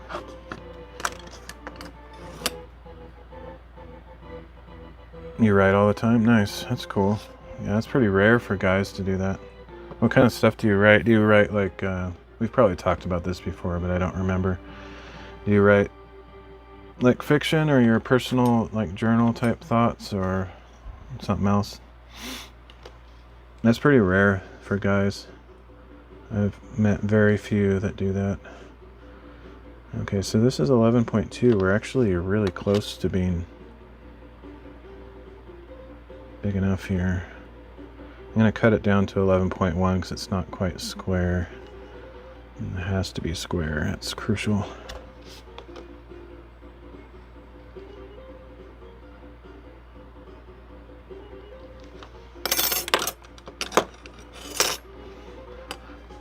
Personally, I just use it for a journal, like writing my spiritual and personal thoughts and experiences. But everybody does different stuff. Lots of fiction, but also philosophical kind of stuff. Nice.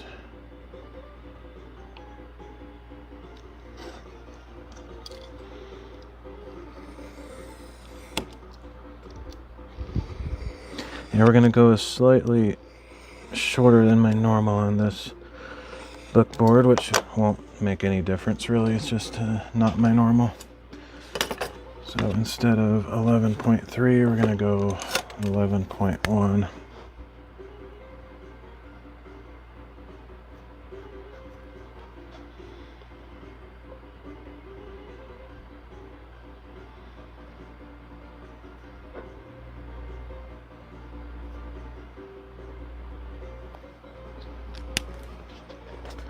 A sci-fi nerd, nice. Have you ever published any of your writings?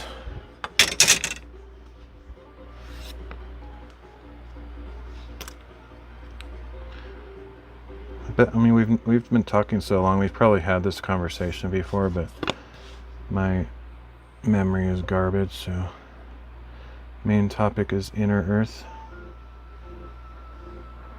What does that mean? Like, is that like there's a earth beneath the crust kind of a thing? You have, but use a different name. That's cool. Yeah, unfortunately, I don't read. Like, I know that sounds crazy, but I literally never read. My reading comprehension is so bad that it makes it kind of a torturous thing for me. Agartha. Is that your name, or is that... what's that? No idea. Okay. Alright, this one's ready. Draglavian.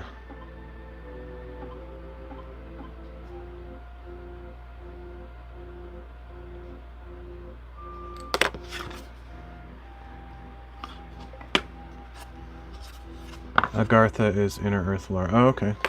Gotcha. The only thing... I don't know what Inner Earth is. It's a city? Okay. I'm not sure if you're talking about... that stuff like under the Earth's crust. The only thing I know in that genre, I guess, is that what's that movie that had Brendan Fraser in it, where he like goes to Iceland and finds the inner Earth or whatever. Anyway, that's the only fiction that I know of in that general idea.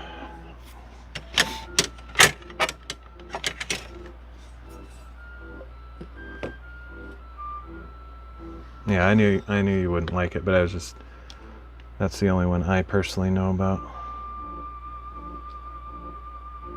I actually kind of liked that movie. It was very cheesy and certainly not scientific or anything, but I liked it. It's very made for kids. I didn't like the sequel, that's for sure, the one with The Rock. It's not a good Inner Earth style. Yeah, that's alright. I enjoyed it. Just a fun movie. Definitely not realistic or anything.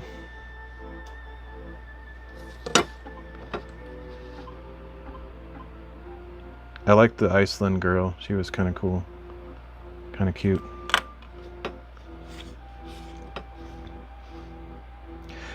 Okay.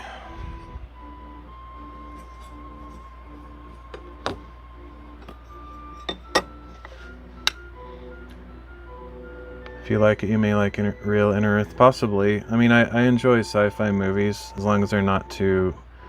As long as there's no horror element, I like sci-fi, but if it's super psychological and people getting killed and stuff, I'm not really into it, but yeah, I watch sci-fi movies, but as far as reading, I'm not a good reader, unfortunately.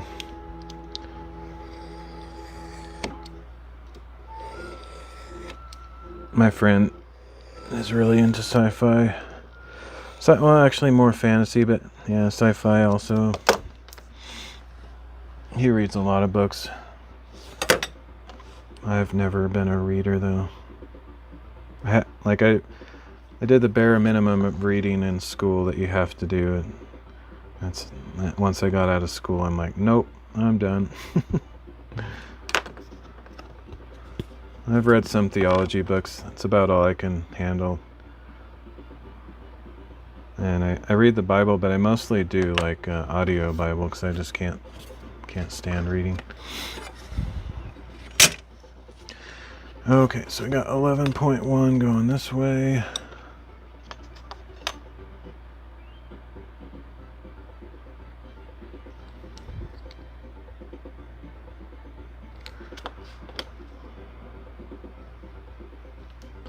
Actually, let me do this dimension first. That would be logical.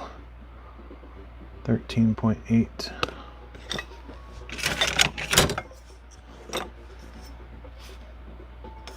Seem to do well with your hands. Good enough. Yeah, I mean, I used to be really smart. Like in school, my brain kind of broke my last year of high school, and I thought I was going to, get scholarships and go to college and all that, but my brain just kind of gave up on me for some reason, and I'm not smart like I used to be. As an adult, I'm kind of dumbed out, but I'm okay with that. I'm okay with being average. I do like making stuff, though. Even if it's not a business venture, I just do it for my own enjoyment for the most part.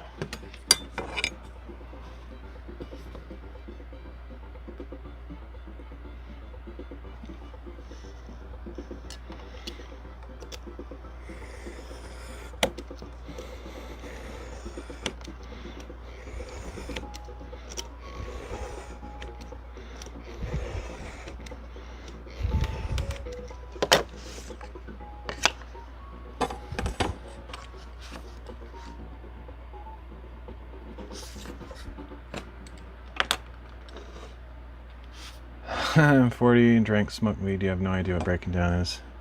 I don't know. I mean, something happened to my head. I have no idea what it was, but it was...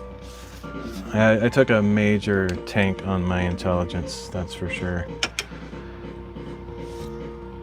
I've never been tested for all those, stupid mental things. I shouldn't say stupid, but just all the ADHD and ADD and all that stuff. But I think I probably have all of them at this point. I just have a really hard time staying focused. I used to play piano. Yeah, well, so did I, but I was never good at it. I just kind of, well, you know, you were around back then.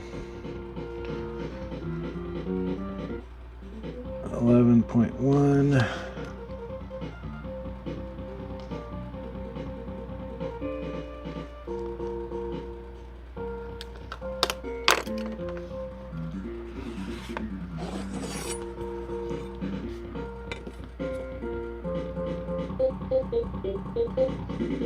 Yeah, I don't really care about making a big deal out of myself. I just want to have a simple life.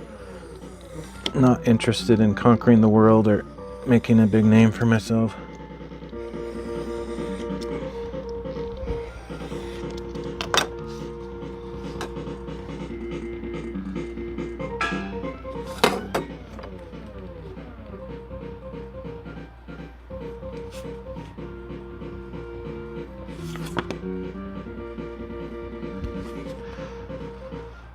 I've had 7 concussions. Wow, that's crazy, man. I'm sure that makes a difference.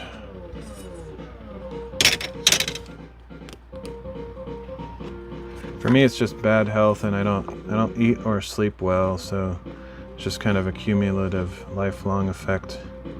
I haven't done any of the, substances that, mess with you, but other than caffeine, of course, but pretty tame as far as that goes. Don't wish to change that.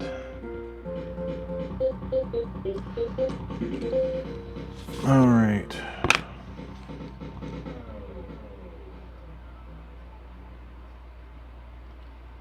Oops. Got a spell. Bet there's a story with each of those concussions. Yeah, no, I have no interest. I've stayed clean my whole life and have no desire. Drug are bad. Yeah. Triglavian front. Back. Alright, there's another book ready to go. Just need to do the magnetic flap. So we got 2 ready. Sort of. Let's just keep doing it until I run out of boards that are big enough. I'm not sure what to think about this one. It has a slight curve to it, so I'm guessing definitely the grain is going this way. If it's big enough, it doesn't look like it's big enough for this book. I'm pretty sure that's more than half.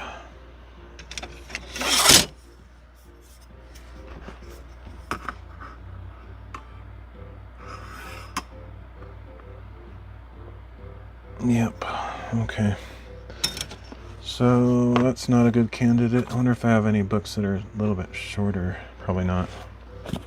Looks like that's the shortest one in this batch.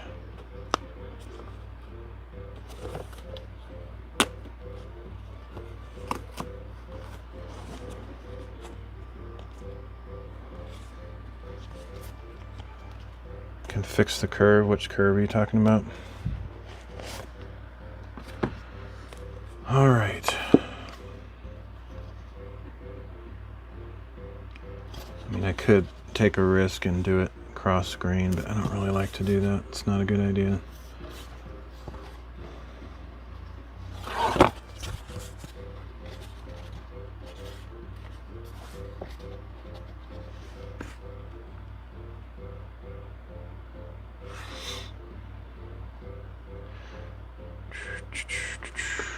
I wish I had some gigantic boards.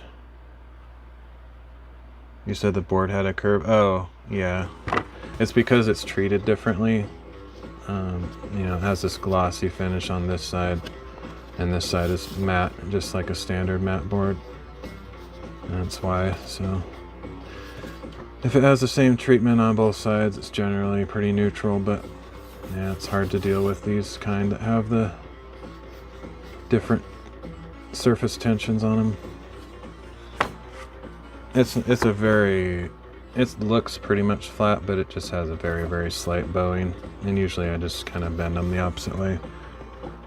But yeah, I try to stay away from these kind of boards. Honestly, I'm surprised I bought this one, but I think I bought it because it was stiffer. Like, I like the boards that are really stiff, and this one's pretty rugged. But here's another example of a weird one, but this one's equal on both sides. It has like this silky canvas type stuff glow on it. Steam it. Yeah, I mean, that's a mixed bag. Like, basically what you want, this is the true science of it, you need equal everything on either side. So if you add water to this side, you need to add water to this side. And I mean, I'm talking about the same number of molecules of water. If you add more water to this side, it will bend that way. If you add more to this side, it'll bend that way. So, but yeah, one thing I have done is soaked boards through and through, and then put them under press while they're drying, and that can straighten them out. But when you have like different surface treatments like this one actually has the same on both sides, so this one should be totally fine. But a lot of them have like one side that's different than the other side, and then you have kind of a problem. Water soak it, yeah. I don't do that unless I really have to, like if it's really stubborn. And it's pretty rare that I have to do that, because I try to stay away from boards with different surfaces on one side. Like if you go to a mat board, like a framing shop, you'll get mat boards where one side is treated with a color, and then the back side is usually white or black or whatever. And that means that they have different surface treatments, and you're gonna have problems. So I try to stay away from those. This one should actually be really strong. It's crazy strong. And with that, whatever that is, some kind of fabric on there, that should actually make it quite durable. Technically, I could use the cover as is without putting fabric on it, but I'm not gonna do that, but I could. All right, just have to decide. I hate wasting stuff though. Like, this isn't big enough for another book unless it's a really small book. This part's not big enough, but I do have some smaller books that I can use these scraps on. Just, it's irritating when I have to use 2 whole boards just for one book. That's the worst. Some of the boards have the grain going this direction, then I can usually chop it that way and get 2 boards out of it, but yeah, anyway, I could probably do that with this one. I actually can't totally tell what the grain direction is on this one. It might actually be going this way. I might get lucky with that. Yeah, I think I'll use this one.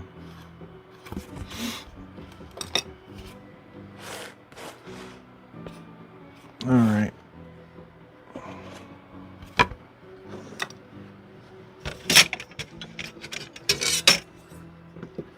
Here goes.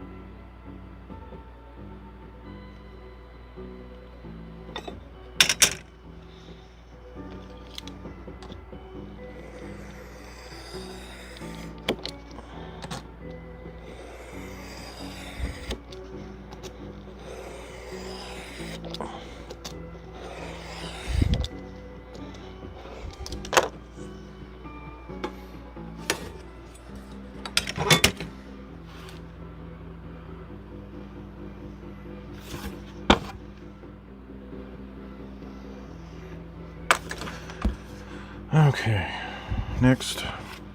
I didn't even measure this one yet, so let's do that.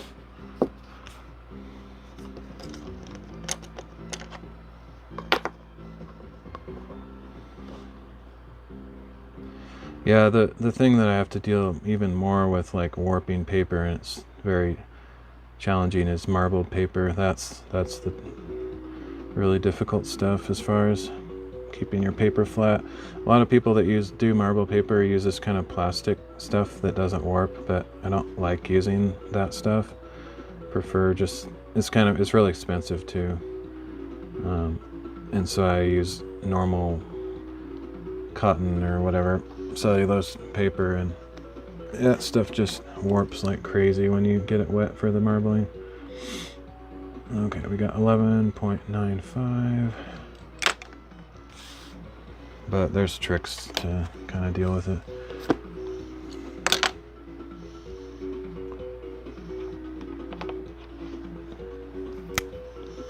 Let's just do 12. It's good enough. Close enough. Width equals 12 minus 0.7 equals 11.3.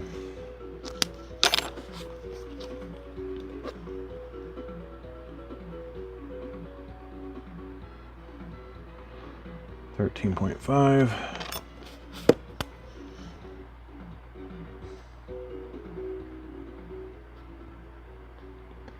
plus 0.3 equals 13.8.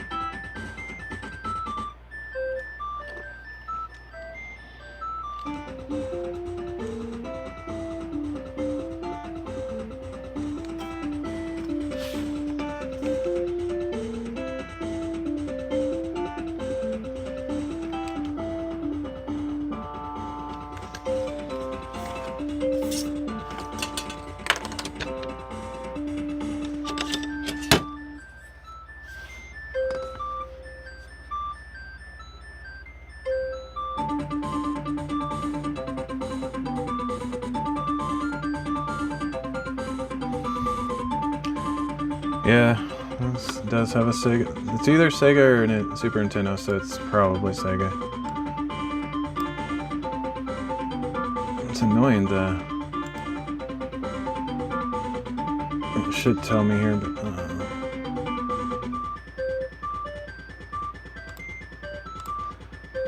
yeah, Sega Mega Drive. It is Risky Woods, which I've never heard of.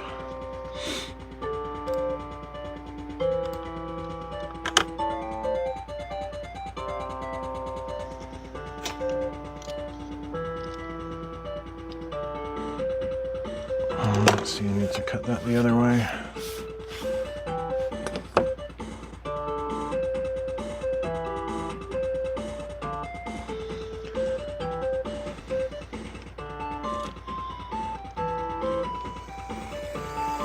Yeah, it's funny. I listen to video game music all the time, but I don't really have much of it in my brain as far as memorized what games the songs come from.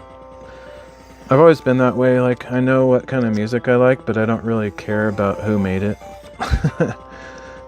Like, I don't know artists and albums and all that kind of stuff. I guess because I've never cared about celebrities in anything, like movies, music, whatever. I don't care about famous people that much. So. I used to be a kind of a gamer nerd when I was younger, but not as far as like accumulating factual tidbits and knowledge. But yeah, I like retro games. I never got into the new stuff though. My knowledge and interest kind of cut out around the 16-bit era.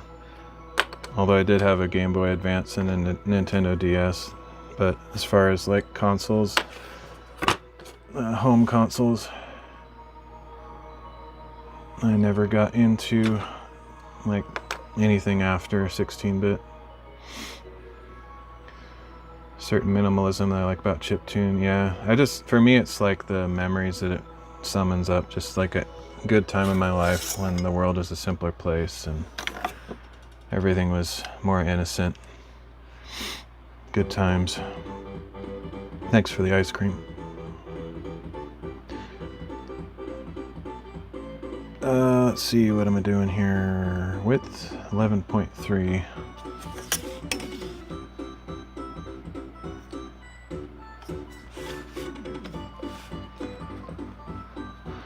Thanks for streaming. Yeah, no problem.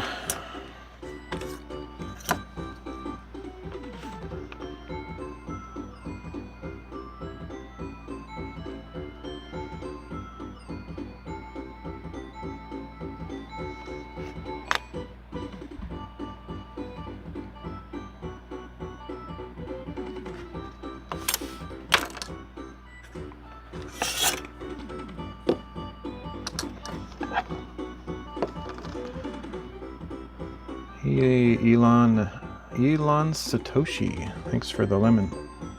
Howdy, howdy. Am I on the front page or something? Seems like everybody's coming in at once.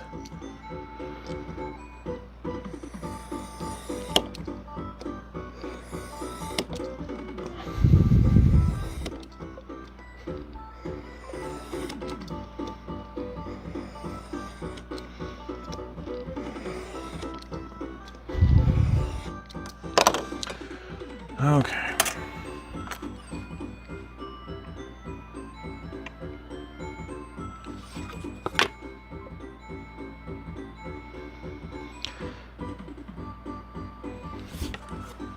Donations are not, I mean, they're appreciated, but they're not really highly encouraged on my channel. I'm sure there's other streamers that are more looking for that, but I do appreciate it.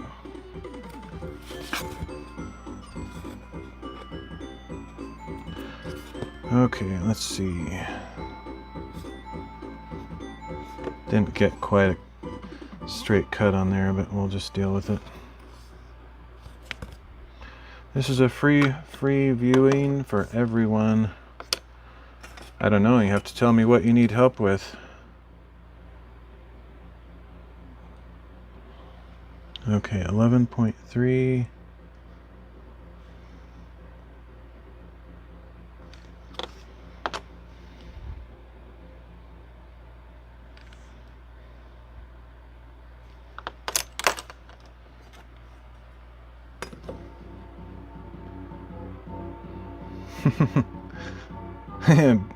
Donations are ban-worthy. Yeah, well, if you're thinking you can donate to get something, that's not how streaming works. I'd prefer that you keep your lemons and stuff if that's your aim, because I can't be bought for any price. Not even 67 septillion dollars.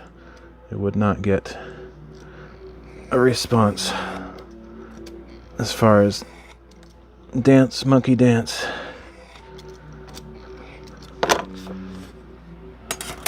Okay. Just not that kind of streamer. Actually, accidentally bought 13,000 lemons by typing no. So I can't refund them. D-Live told me you can't refund. Oh man. No, man. Nope. I don't want them. Yeah. I don't even think that's a scam. That's literally like a troll. Somebody trolling. Obviously not. It's totally not true. You must think people are really dumb. Not me. Not that dumb. Maybe someday when I'm like 95 and confined to a bed, I might fall for something like that.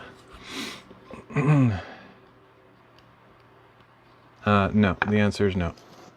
Obviously.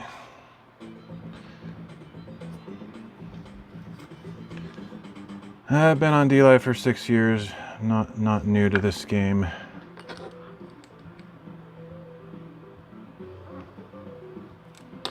Alrighty. There's those. Let's give this one already has a name. Nope, give it to somebody else. In fact, just don't even try that game with anybody.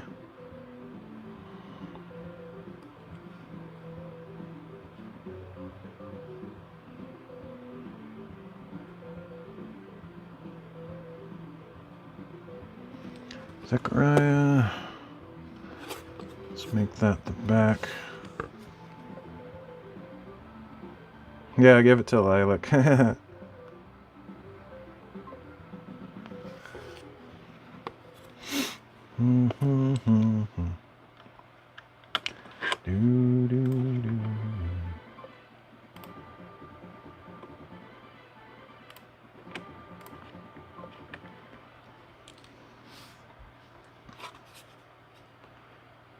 She has a new kid coming? Oh, that's cool. I didn't know that. Nice.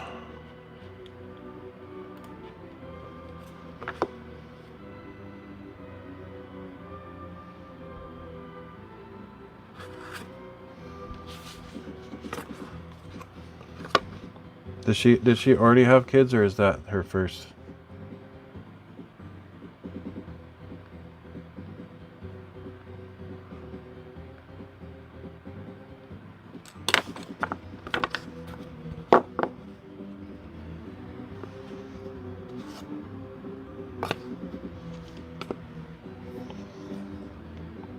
Alright, so there's 3 books ready. She has one. Cool. Cool. I don't even know that I knew that she wasn't married or had a guy or whatever.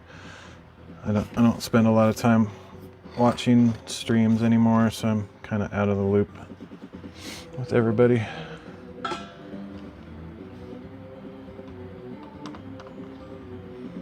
Nice. 1 boy, 1 girl. It's like the perfect American family. Or not necessarily only American, but you know what I mean. She is married. Cool.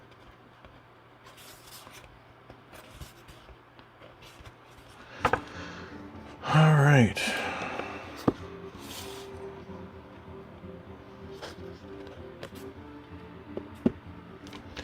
Okay, this one I probably won't get so lucky with a board that has the grain going that direction, but I will check these real quick.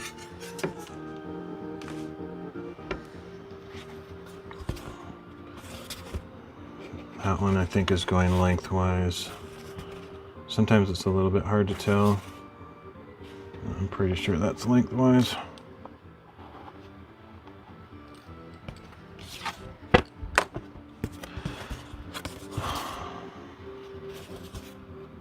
That one's definitely lengthwise. This one I could probably get away with. I think it's also going lengthwise though. That's not a good idea. I could maybe get away with it. I don't know.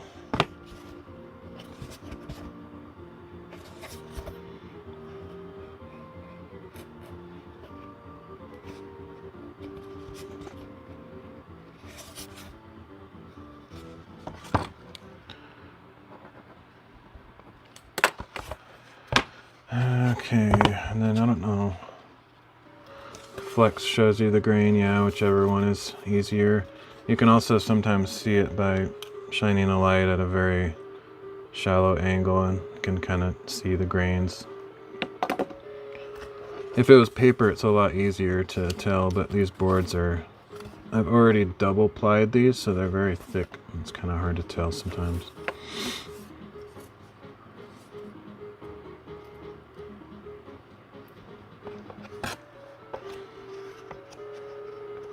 Yeah, I'm definitely aware of her.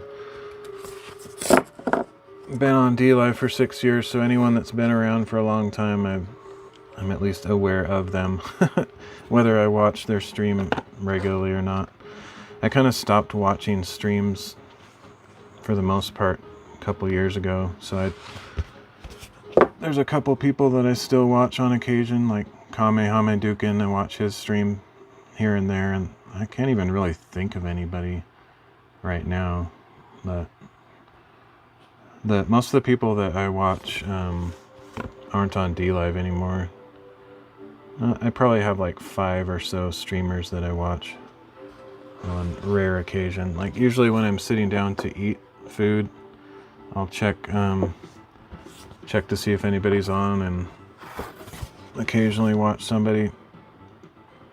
But I tried to reclaim my time, because it's easy for your whole world to get absorbed in the streaming stuff, and that's just, I don't think it's healthy for anybody. But I kind of reclaimed my life from that addictive cycle of streaming all the time, watching all the time, and then you just have no life outside of the computer and stuff. And not my desire to have that whole thing.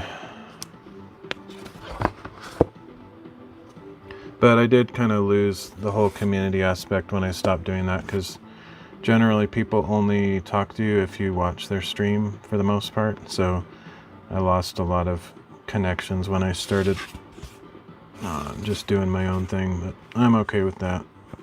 I had to draw a line somewhere. Alright, so the only one that I would probably think about using is this one. Actually, I didn't check for sure. This one, I could probably get away with that one. I think I'll take a chance. I like to use up these pieces.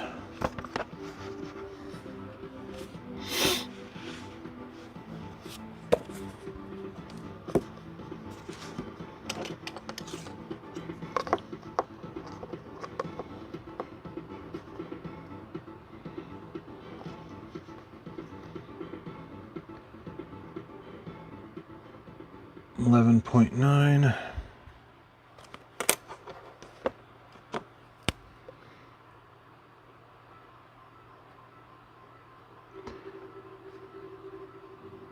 Yeah, some might argue that just even doing bookbinding is a waste of time, because you can go out and buy books for, $5 or $10 that are just fine. They're really not that terrible, but they're, made in China and whatever.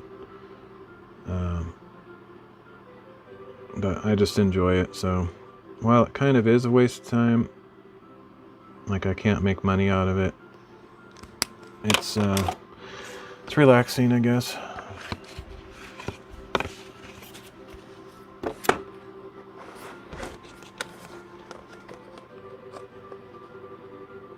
Kind of everything is a waste of time when you think about it, and you just have to decide what you want to waste your time on. 13.3. There's very few things that you could say altruistically from a completely universal,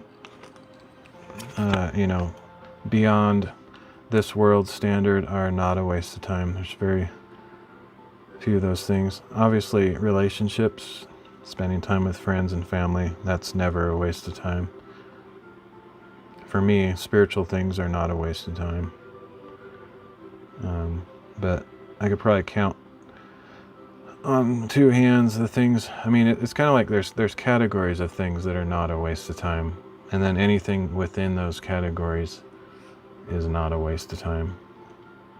So you could spend time with a loved person and do all sorts of different things with them, and that's not a waste of time.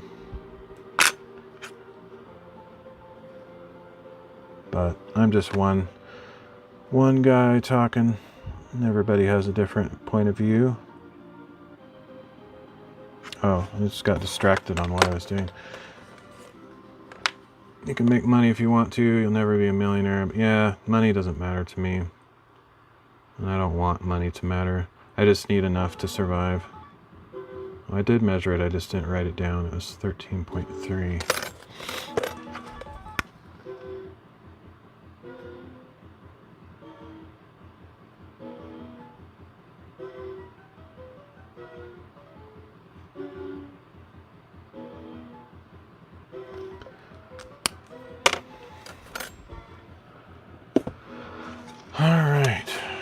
money is fake. I mean, it is, but it isn't. I mean, it really isn't. Like, okay, yeah, it has no value, but it does have value because you can buy stuff with it. So it's all just a different point of view.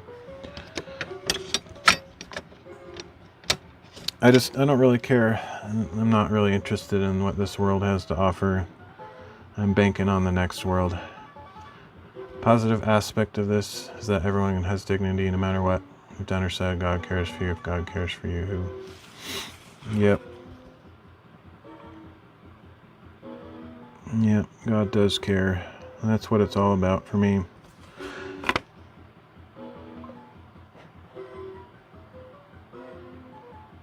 Yeah, no, I'm aware of that, but it doesn't matter. Like, what matters is the smaller unit, the smaller reality. Like in our circle, like our circle of reality, money isn't fake because if we have money, we can buy things with it. So even if in the reality, the wider reality, it has nothing backing it, like gold or any kind of commodity, that's irrelevant because in our circle of reality, our world, it has value and you can use it to buy stuff. So all the stuff outside of that doesn't matter. It really doesn't matter. But I just don't really seek money. I don't really have much, not driven by it, never have been.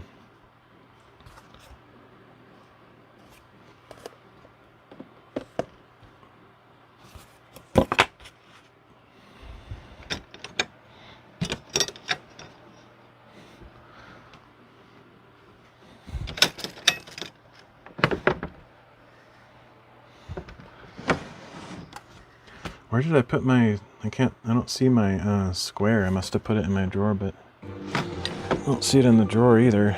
It's weird.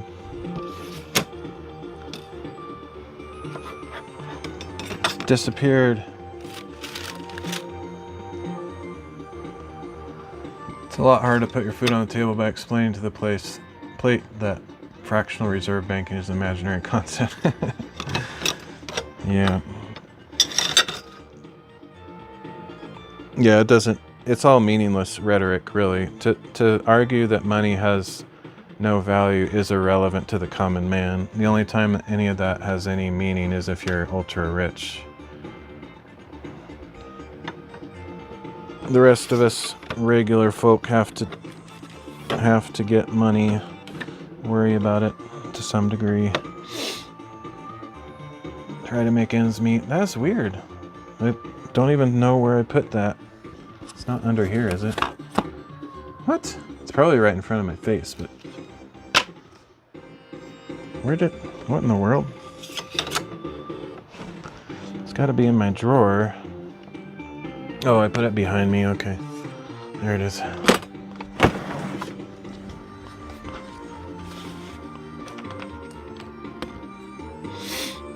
I'm one of those that fights for scraps. I don't actually fight for them, but I'm not a guy that'll ever have the elite status of any kind.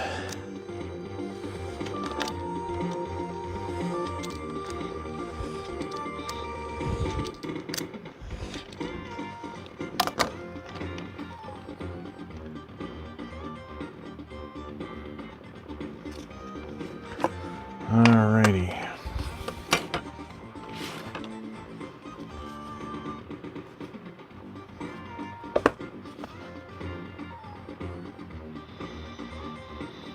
This one is going to be really on the edge of not being wide enough, but we're going to try to make it work anyway. It's nice to be able to work. I consider it a blessing to get to hang out and work pals, construct things for work. Oh yeah, for sure. I think we're made to find satisfaction in work to some degree. Unfortunately, I've never been really one to consider my career as very fulfilling. For me, it's just kind of a way to make ends meet, to get money. I don't think there is like a worldly profession that could get me thrilled about, whatever, just doing that. I always thought I wanted to be like a pastor or something like that, but You can't really just want to be a pastor unless you want to be a corrupt pastor. You have to be called to be that, and I don't know if I am or not. I've tried going down that path in the past and it didn't seem to work out, so it's up to God to decide what he wants me to do. Making things is also a feeling accomplishment. Yeah, I find it enjoyable. Satisfying, I guess.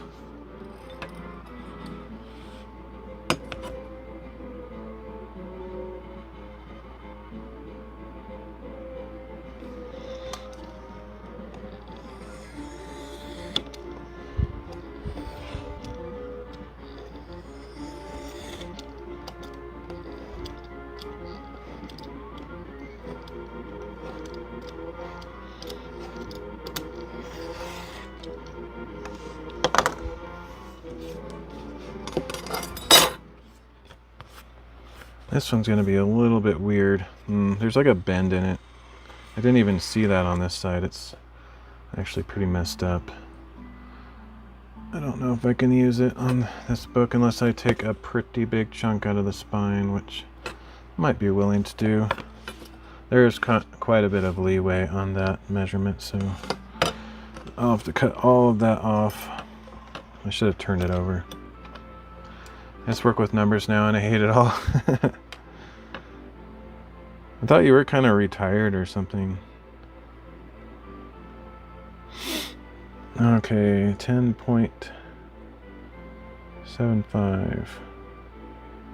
Let's see if we can get that same out of here.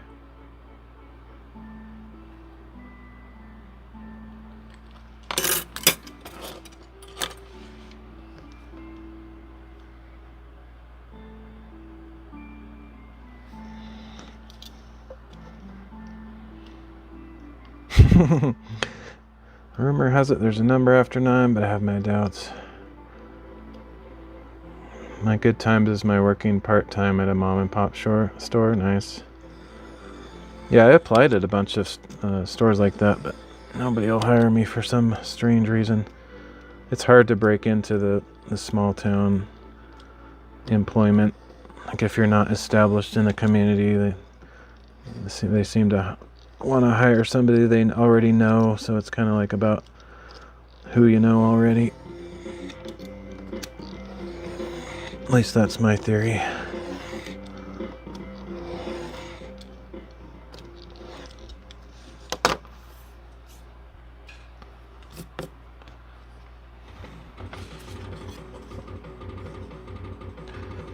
Okay.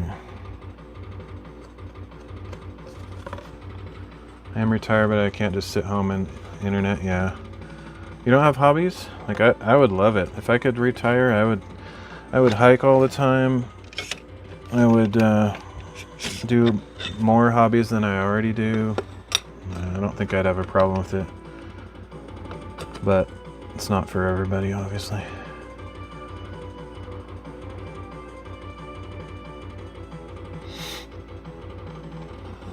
I'm always resisting hobbies. Like if money wasn't an issue, I'd be buying all sorts of machinery to start new hobbies. It would be kind of ridiculous, actually. It's probably good that I'm not in that position.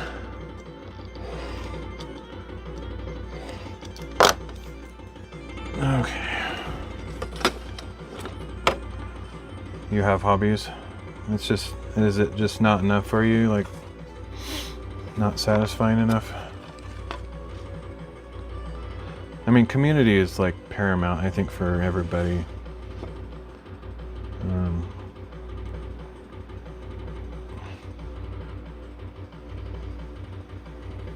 It's like who you connect with, and I think that's what brings meaning to life. I haven't been going to church lately, but I have been going to church lately, but like for years I wasn't, and that kind of made me pretty empty inside, so I've been trying to connect, but it's hard for me to make new connections, so it'll take a while. If I were set for life, I would end up trying to figure out how to get other people's needs figured out. Yeah, that would be cool. I've I've sometimes prayed like, Lord, if you want me to be rich, the only reason I would want that is if I could bless a bunch of other people. Just accumulating wealth for yourself, I can't see any joy in that. But if you could, like, if you had a successful business and you could employ a bunch of other people and increase their livelihood, that would be pretty awesome. Hey Comtech, it's the first time you catch my stream all these years. Nice. Yeah, I'm a variety streamer, so lately I've been doing bookbinding because my computer's out of commission, but I do all sorts of weird, boring stuff. Everything I do is kind of intentionally boring. No thrills here.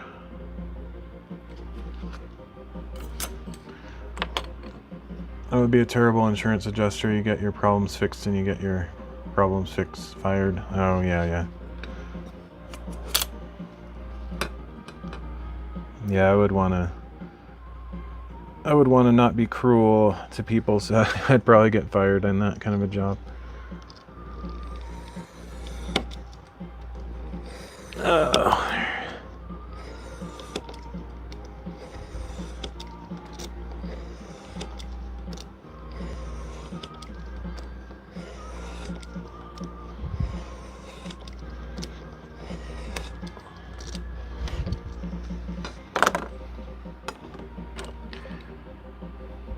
I work in technology, computers. Sometimes I wish for a little boring. Yeah, I used to work in web development, and I got so burnt out with it that I can't do it anymore. My brain is very fried in that area, so I stepped away from it like 10 years ago, and haven't regretted it, but at the same time, like, I haven't figured out what to do in the, as an alternative.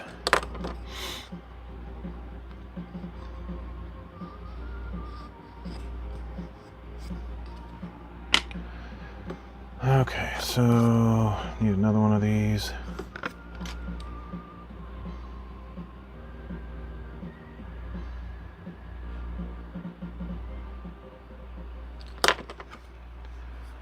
$11.2.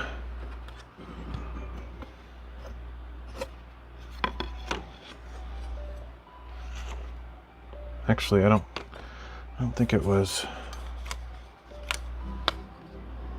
11.2. I had to cut it short, so now it's 10.8.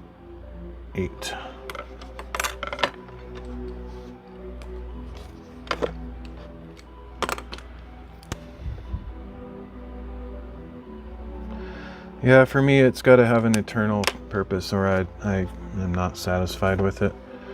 And that eternal purpose could be, reaching your coworkers or various things like that, but as far as just working for working's sake and having no purpose beyond that, I can't find satisfaction in it.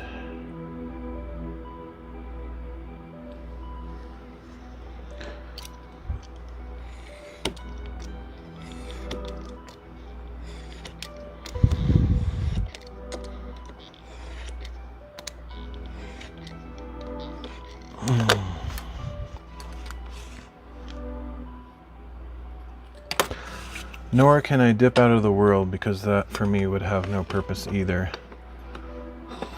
Gotta accomplish something for the kingdom. Alright. I'm gonna have to sand that off because I didn't cut it perfectly flush with the rest of that, unfortunately.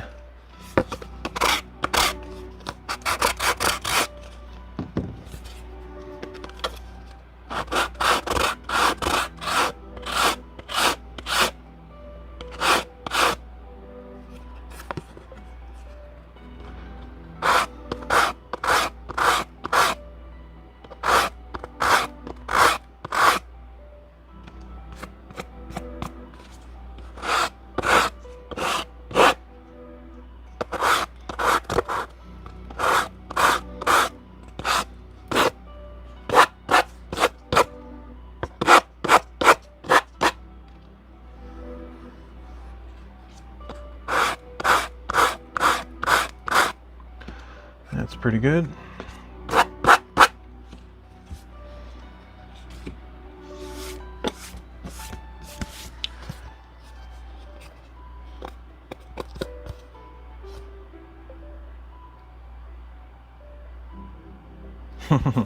Yeah, that would be cool. Although I think you'd probably get a lot of annoying people doing something to you if you had something like that. I don't know.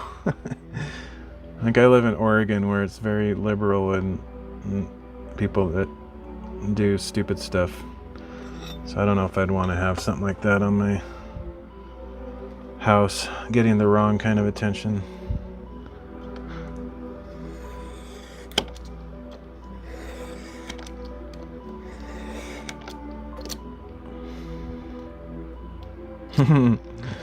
Well, not really connecting with them though. Like if they're throwing rocks through your window or painting obscene messages on your siding and then disappearing into the night, then it's not really much of a connection.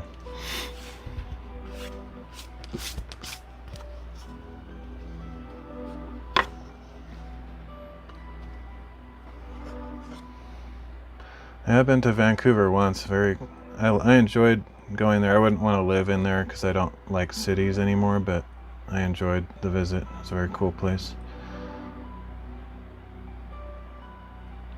All right, I got 10.8.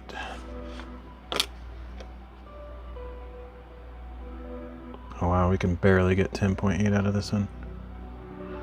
Is it sad that Christ sends the wrong message? It is. It's sad. It just depends on who you are. There's just a lot of hate in the world in general these days.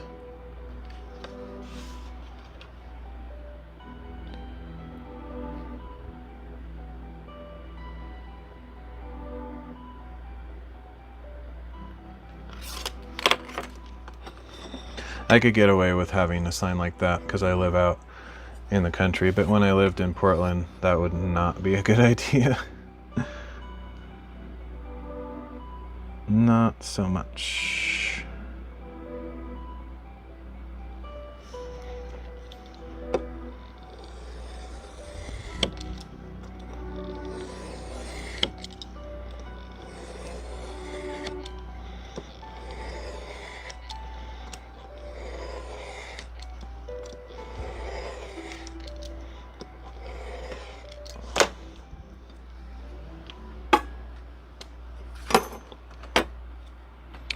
Yeah, I forgot to make my little marky marks.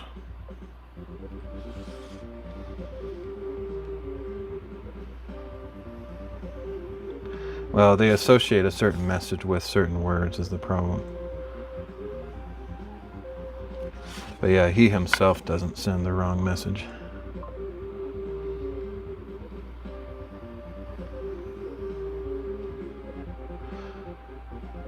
Most people have some kind of baggage in their past where some church or some Christian from their point of view has done them wrong, and so they distance themselves from the only hope that they could have. Alright, 13.6.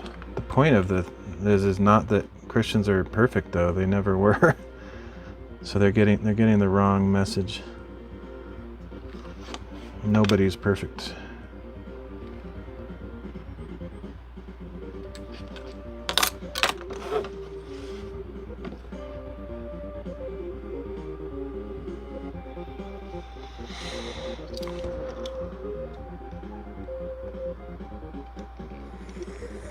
All right.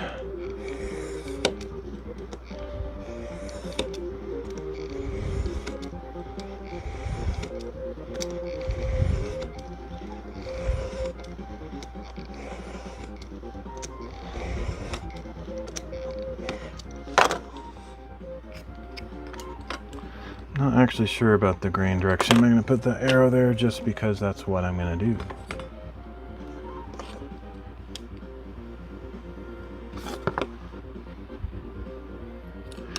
Yeah, I'm streaming with my phone today, so everything's out of whack until I get my computer fixed, which will hopefully happen next week.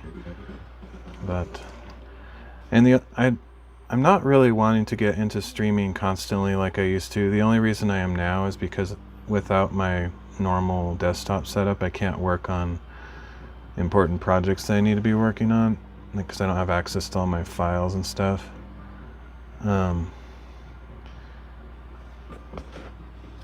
So once I get my computer back, there's like work type stuff I need to be doing, marketing junk and whatever. But since I don't have my computer right now, I just figured this would be a good use of time doing bookbinding and maybe chatting with some people or whatever. Yeah, the resolution, my phone is really good. It's a Samsung S23 Ultra, so it has a good camera for low light and just streaming in general, and I have it set to a decent bit rate. So as far as what it looks like, it should be fine. But I don't have like OBS with all my scenes and overlays and fancy stuff, which I normally would have. Not necessary, but you know. Yeah, nobody else enjoys my hiking streams though. I think I get less viewers on hiking streams than any other content. It's always amazing to me. I don't really understand it, but that's the way it is.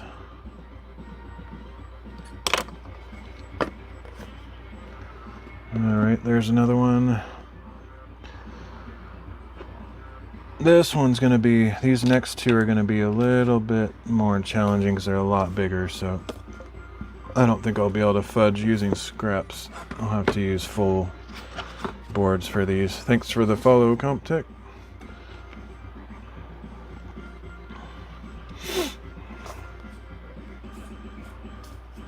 Yeah, we had quite a bit of snow. I still have about, I don't know, 6 to 8 inches. It hasn't snowed in like a week, but it's just kind of not melting off very fast.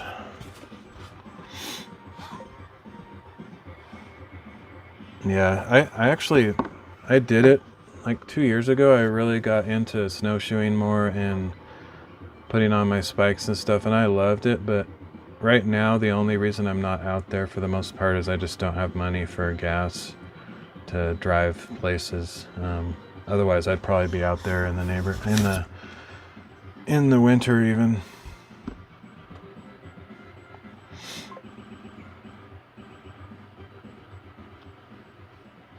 You moved? I didn't know that. I thought you lived way over in the, kind of in the east somewhere, or south or something, with your girlfriend or whatever.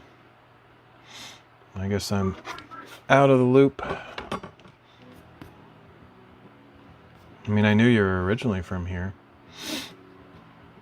this area, but anyway.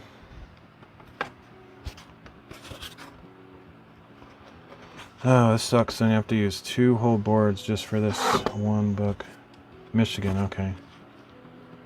Yeah, I thought you meant like you moved from there back or something like that. That's how I was interpreting that. Okay. This one I feel like I could probably fudge it and do against the grain. I might, well, it's still not big enough. This book is too fat, so I'm gonna have to use 2 boards anyway. Yep, I know. I even know the city that you lived in, but I don't know if you talk about that, so I'm not gonna dox you or anything, but we've talked about it before.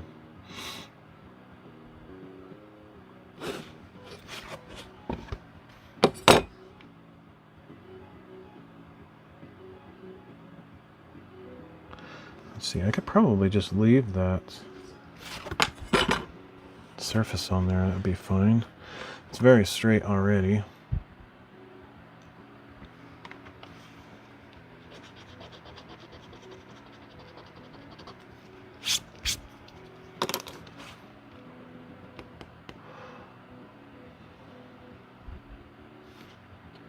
Okay, I guess I need to measure this. My brain's kind of fried right now. I'm not very efficient. That's not really anything new, though.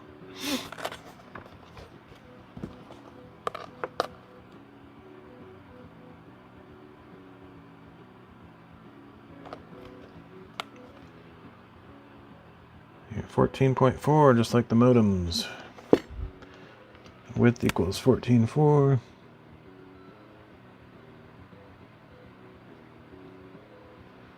Minus 0.7 equals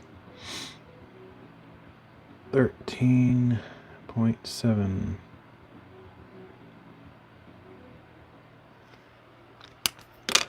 Height. D-Live is a happening place today. I feel like I must be on the homepage or one of the top slots. I don't usually get this much attention. Let's see, 13.95.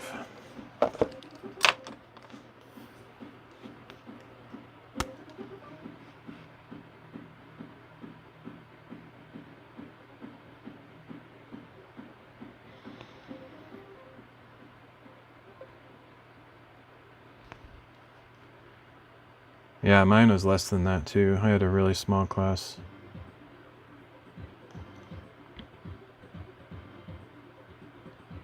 Okay, 14.25.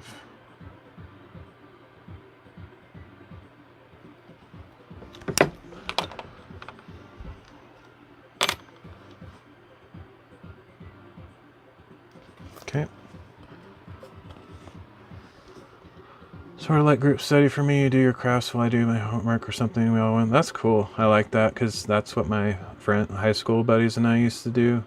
We would like, hey, let's hang out, but we wouldn't necessarily do anything. Like I would work on something, and then my friends would be working on programming or something. We were just all sitting in the same room, but talking from time to time. But that's my kind of style of hanging out. I'm not very good at entertaining and talking all the time.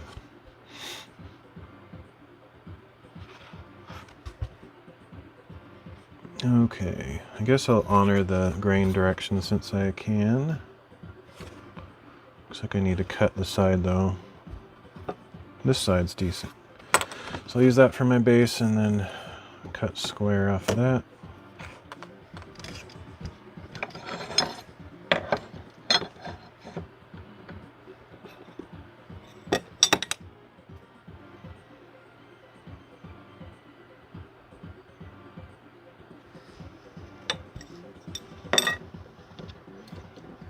Yeah, I like small towns, except it is hard to meet people if you're an introvert like me. So I feel kind of isolated, but I'm okay with it because I'm close to like hiking destinations, and that's, what brings me some joy. But I still need, some kind of connections with people, and it's pretty hard to make those connections for me. But I have been going to church lately, and eventually it'll happen, maybe 6 months after going to a church. I'll find some friend. I talk to people when I'm there, but it's always just kind of jibber jabber, and I'm really bad at small talk, so.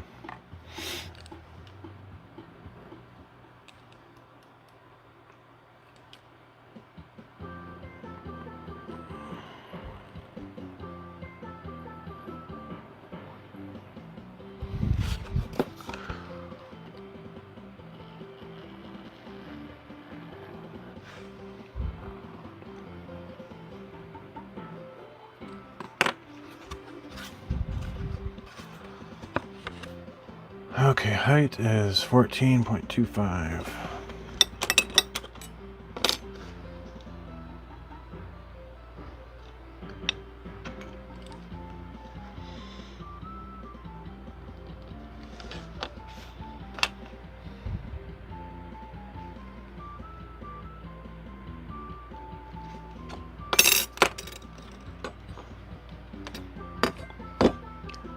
By the way, Dwight, if you're still here, how come you always stream on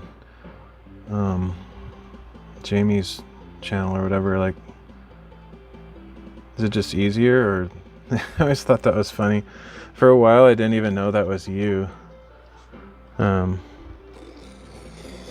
Maybe you've changed. I haven't watched your channel in a while, but for quite a long time, you're always streaming on your girlfriend's channel.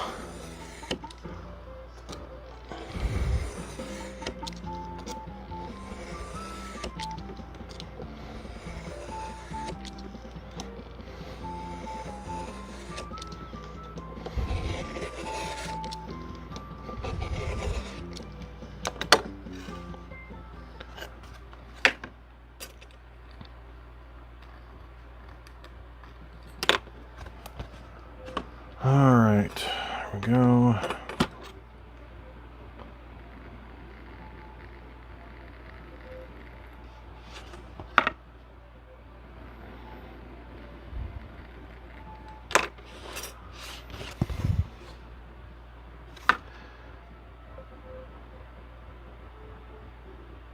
Oh, free TTS, gotcha. But couldn't you set that up on your channel? Not that I'm trying to like convince you to do different than you are, I'm just curious.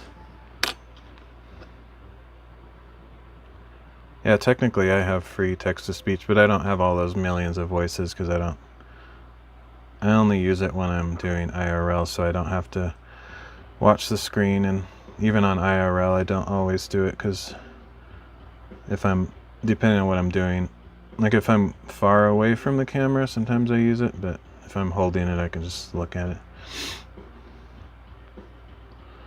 13.7, but yeah, Social Stream has text-to-speech, and you know, I'm on 12 platforms and it covers all of them. It covers like 100 different platforms. I feel like I'm doing this wrong. I almost made a mistake. Actually, I don't even know. No, this is good. That's 14. This is the 13. Okay. For some reason it felt wrong, but it was right. Have it on my channel, but I don't remember how to set it up. Gotcha. Yeah, no, I think he has some good ideas. He's a pretty smart dude.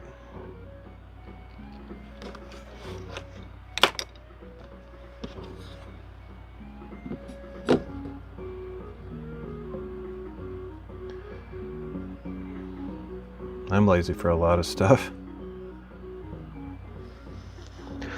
But since I stream to so many platforms, I have to find a tool that works for everything, which is, you know, kind of a challenge, but Social Stream works pretty good. It has a few little issues, but it's worked for me. Oh, that sucked.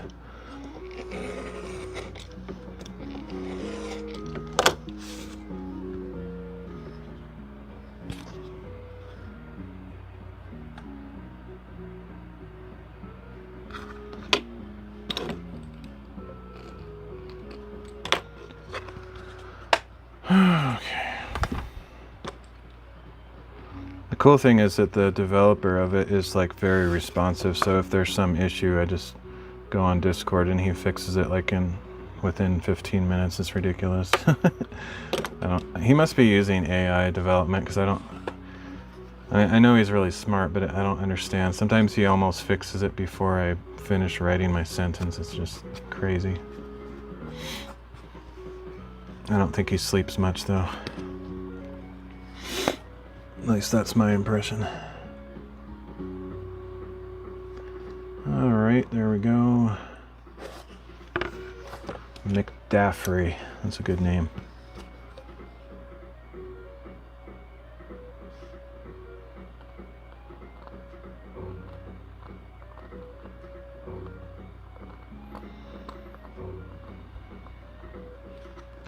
I already forgot what I said. What's too fast?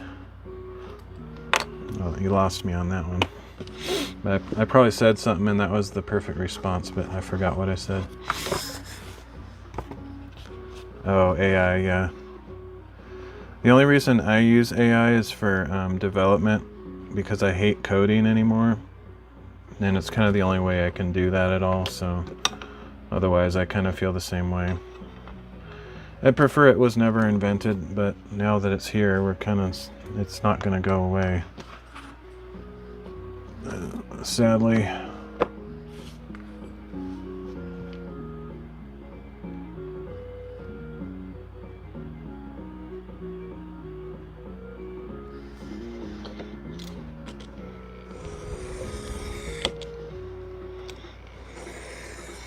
Same as cell phones and social media. I'm not a fan of those, but they're not gonna go anywhere, so just gotta learn to either use it as a tool or, you know, if you really hate it, you can just avoid it altogether. But at a certain point, it's kind of hard to do that.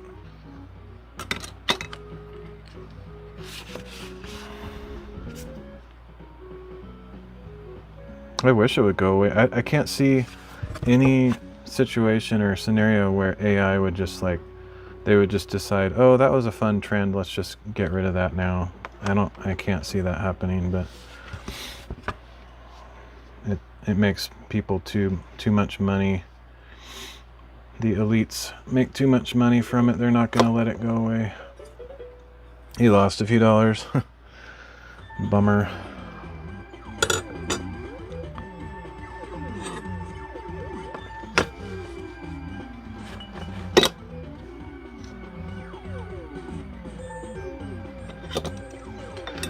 Yeah, the thing that I don't like most about it is that it's going to replace a lot of human jobs, and it has already, and it's just going to keep getting more extreme. I don't know where all those people are going to go that lose their jobs. Like, what are they going to do? No idea. I'm kind of glad I got out of development, because I think I would have been, I've said this before, but I would have been one of the people that would have been replaced, because I wasn't very good at coding, and there's no way I could keep up. I think the really good programmers are not going to be replaced ever, because there always needs to be somebody that can troubleshoot the code and do all the advanced stuff, but people like me just barely scraping by with, what knowledge I have. I couldn't have made it.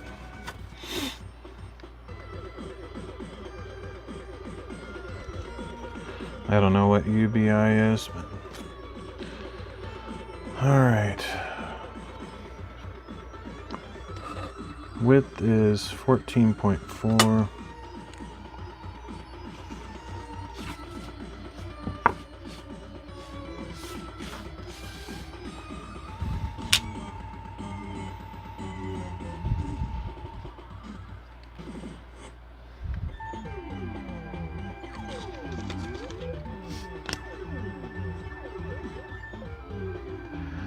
Universal basic income? Oh, yeah.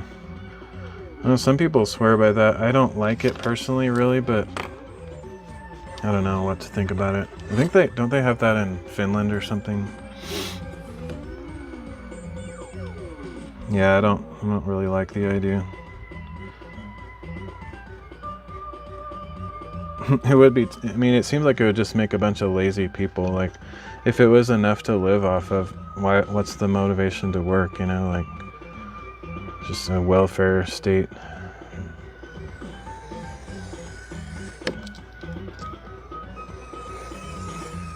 It probably won't be enough to live off of, though, if they do that.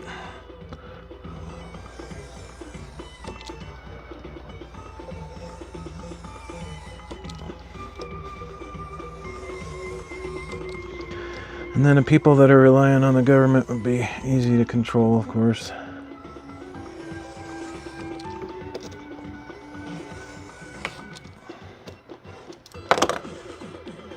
Okay.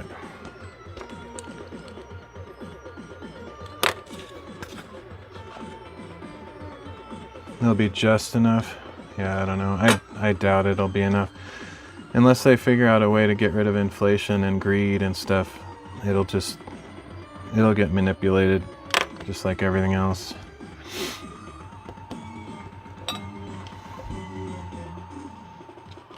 I'm okay with just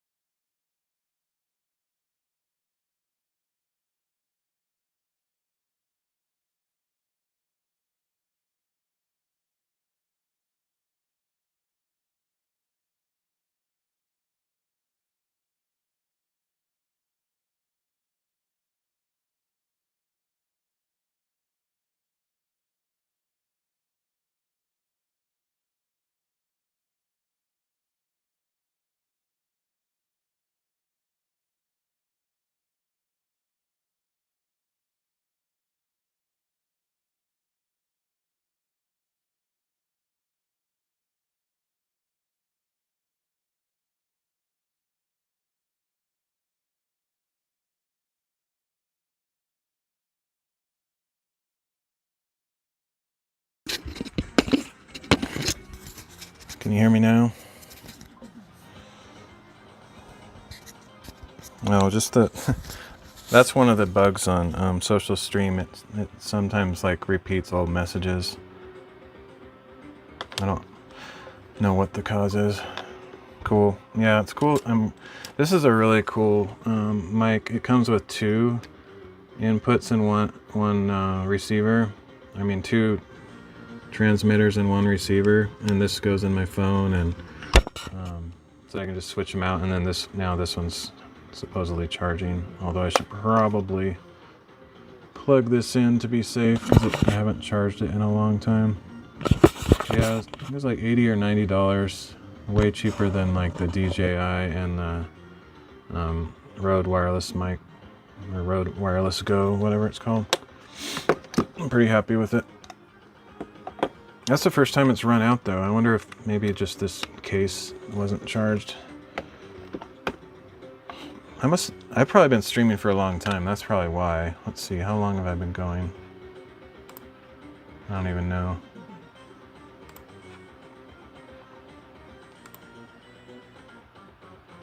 Yeah, almost 4 hours.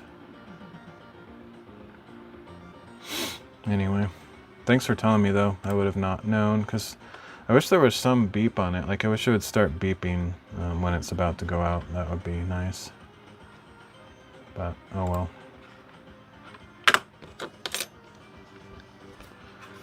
Okay, so let's fix this. I made it a square. It should be 13.7 wide.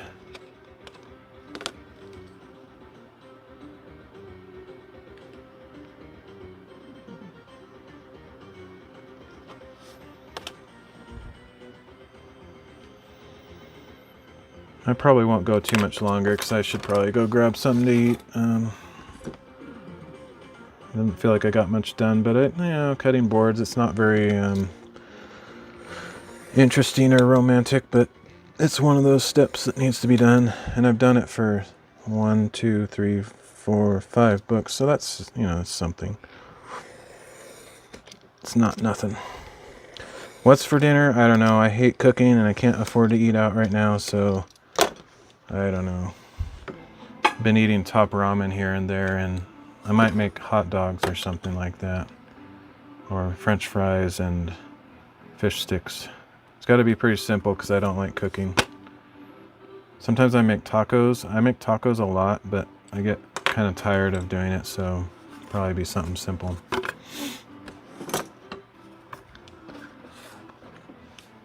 McDaffrey.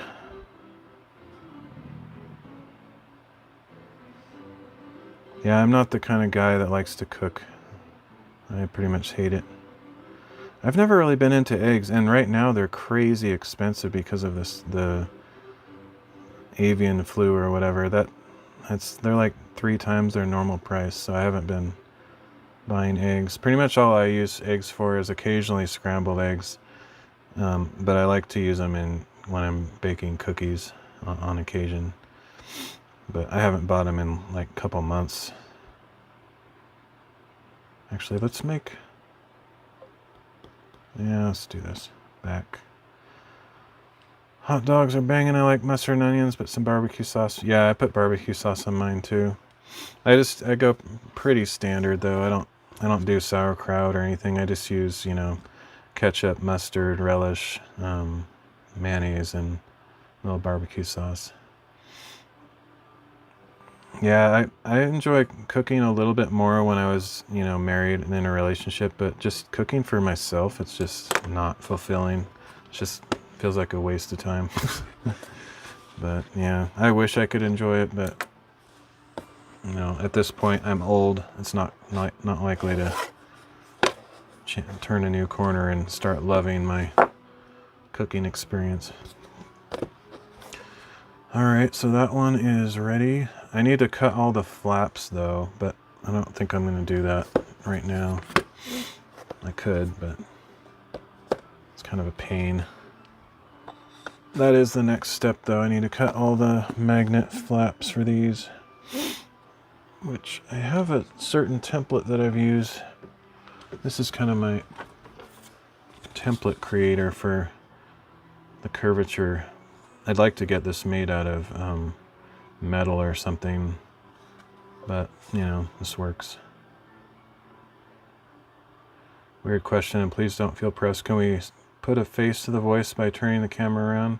I could do that for a second, but I only have one. Since I'm streaming with my phone, I can't hook up a second camera to it, but I can do it just for a minute.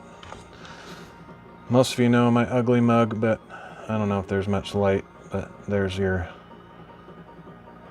preview of the ugly face that most people appreciate avoiding.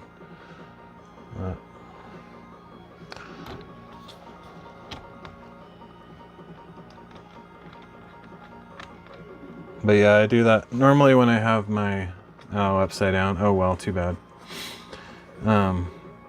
Normally when I do my PC setup, I have a face cam, but yeah, I only have one right now. Do a headstand and watch my replay, and you'll get an idea, and then you'll literally throw up because all the food from your meal will come down your throat, but you're also looking at my disgusting face. So it's like pretty much a recipe for regurgitation of some form. Okay, so I guess I could cut these. I don't really want to though. It would take too long. I'll cut one. I'll just cut one. And then I'll end my stream or something.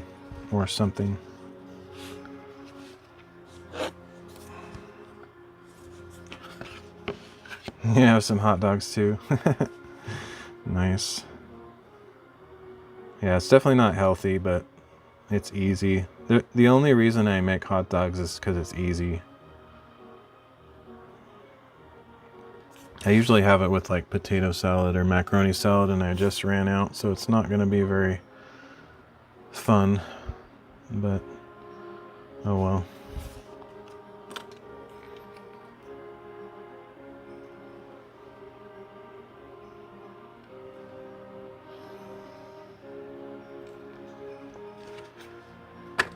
Yeah, well, I buy the cheapest I can buy because I'm on a very tight income, so nothing fancy, but they're good. I mean, they taste good, just I don't think they're very good for me. You know, it's just animal scraps, whatever's left over from the processing. Kind of gross. Try not to think about it.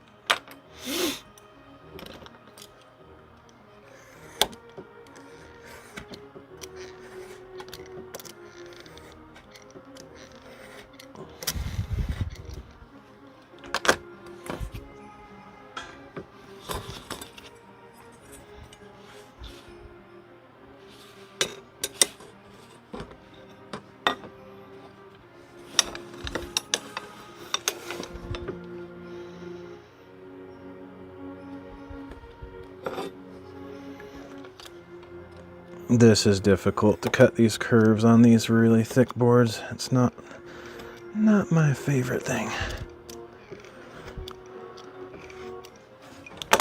We'll do it.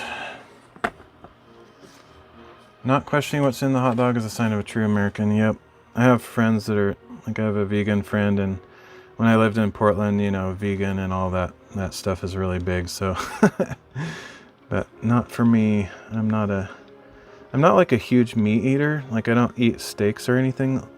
I don't like, steaks are too chewy for me, but I like hamburgers, and I eat a lot of chicken. And hot dogs because it's easy.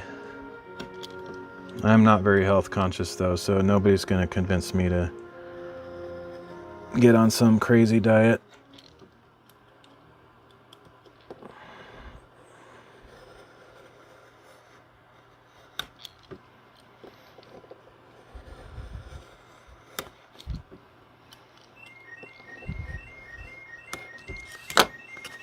Alright, there's the flap. Have to cut out 3 or 4 little circles for the magnets, but I guess I mean that went way faster than I kind of expected, so I probably could cut all 5 of them real quick. Just then I'd feel like I'm ready for the next step rather than coming back to something that I'm sort of already worked on. Let me see. To be honest, I eat more veggies than meats, 1 serving of meat and all veggies you want. Yeah, same here. Like if I make a sandwich, I don't usually put meat on it because I don't like to buy expensive meat. Like if I buy lunch meat, I'll end up making a couple sandwiches and then it'll go bad because I don't eat it fast enough because I'm just one guy. And so I make a lot of veggie sandwiches. Sometimes I make tuna fish, but that gets old, and good veggie and cheese sandwich is good for me most of the time. Alright, yeah, I guess I'll cut these. I don't really feel like it, but I know I'll be annoyed if I don't have this done. Next time I sit down, I'll be like, oh man, to go back and do all this junk. So I guess we'll do that. This one I can use any direction because I think it's strong enough. So why is this out here? That's weird. Where's the book for that? Am I going nuts? Oh, there it is. No, I know it's junk, but like it's just something to give it a taste, you know? I usually just get ham because at least it has a taste to it. I probably prefer like turkey or something, but it's mostly for me, it's about money. I don't have money for fancy stuff, so I just buy whatever the cheapest option is. If I had, you know, decent income, I'd probably buy nicer quality foods. But to be honest, if I had money, I'd probably just eat out all the time because I really enjoy eating out. Tons of salt, yeah. I look for, whenever I can, I look for low sodium stuff, but most products are not low sodium versions. Like whenever I buy soup and they have a low sodium soup, I pick that one. I've never been a salt guy. Like I literally don't put salt on anything. Most people put like salt their stuff. I don't. I'm good with it just as it is. I think I have a really sensitive sense of taste, so I don't really feel the need. I don't think this has ever happened before where this happens to not show the edge in one of these windows. That's why I put the windows there, so I can tell where it's centered, but unfortunately it's hidden behind the windows. I can't really tell. It's actually a 50-50 chance, but it seems like usually I can see it. So I'll have to actually measure it this time. This one is 13.6. Half of that is what? 6.9? I don't know. 6.8. 6.8.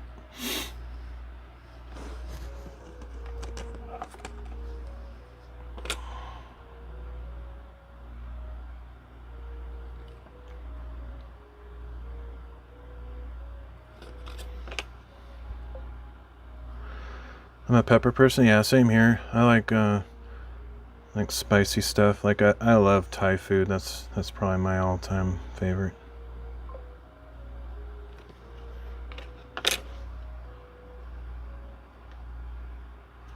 All right.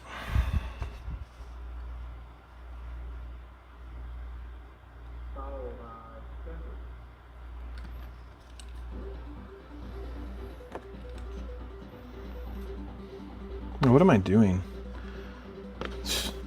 No wonder I'm just like all screwed up now. I don't need that line there. That's my book board. I need to cut it out of this other one. Brain dead. Okay, this goes here. Now the window will work for me, I think.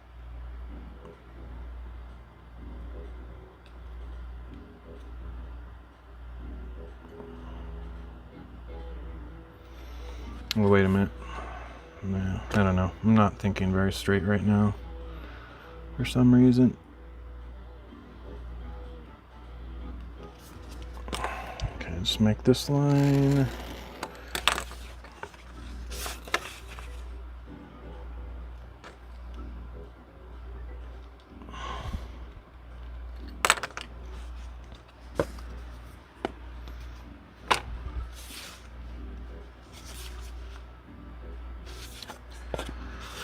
Okay, there we go. And I thought I was kind of going fast, and then my brain stopped working, and now I'm like in slow motion mode.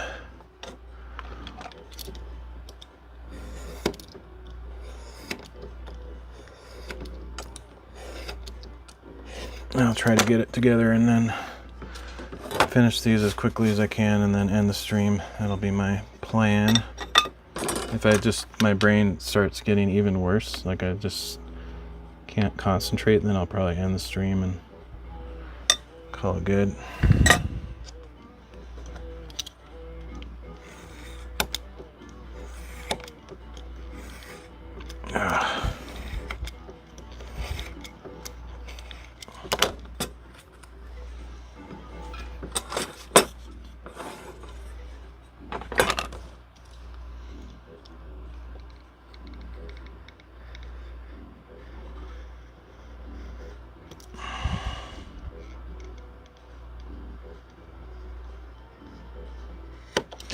Can't really see the pencil mark very well on this fabric, so I think I didn't quite hit the mark there, but I can always sand it to make it refined.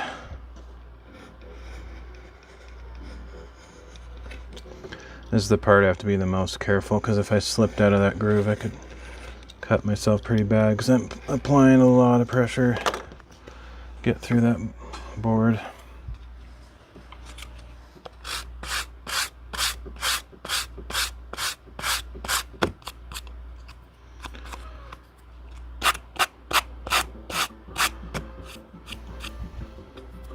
Alright, I'll trim that up later. So there's 2 out of 5 done, 3 more to go. Let's try to whip through these if I can. This stuff is actually kind of more annoying. Oh, that's right, I was going to use single boards too. I forgot. Let me grab a single board. The flap doesn't really need to be extra thick, so I kind of forgot.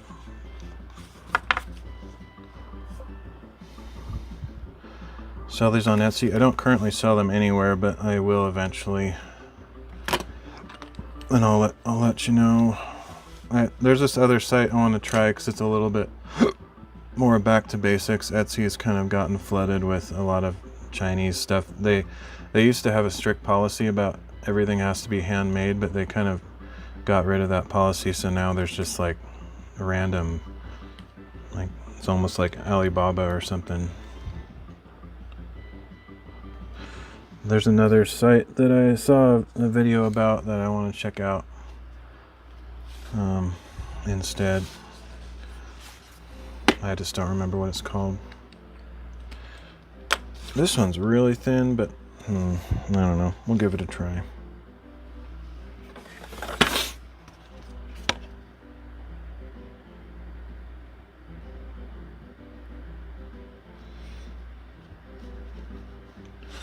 Those markings aren't doing me any favors.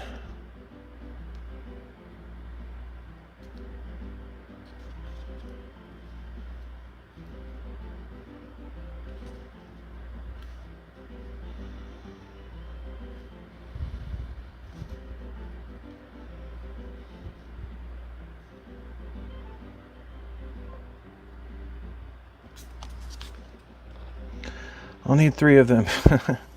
All right. We'll see. We'll see how it goes. Hopefully, I'll probably end up putting some paper over this, so that'll get covered up just fine.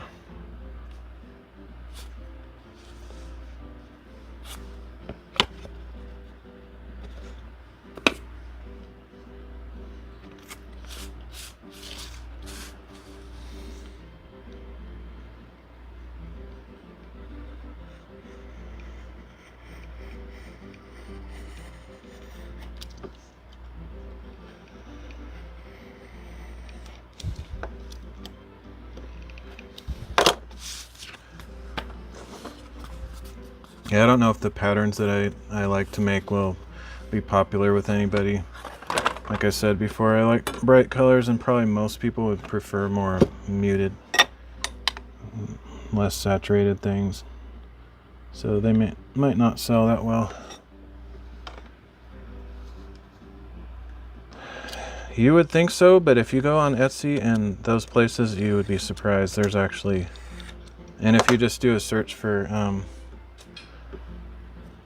bookbinding on YouTube and see how many views some of those videos get, it kind of tells that there's maybe more of a kind of a bigger audience than you would expect.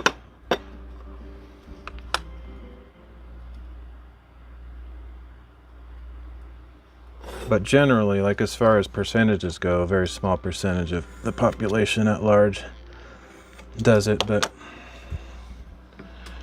there's a good number of people doing it. All right, there's that one. And there's a good reason for that too. It's not, it's not very in high demand anymore. People just use their phones for stuff. Vast majority of people don't really handwrite stuff anymore. They don't do it like you do. I don't know. Oh, sorry, Joe, I missed your message. Why not put them up a minimum price that you like and then go from there? Worst case, they don't sell. Best case, you can make bank. Well, the thing is, like, if I put them at what they're worth to me, it would probably be like over $100 because I spend like, 10 to 12 hours on them. So that's not realistic. So pretty much no matter what I sell them for, it's going to be not what they're worth because my time and the supplies and all the stuff. Making bank isn't really realistic with this hobby, unfortunately. I didn't even check the grain direction. Shoot, I should have. I think I got it right by chance.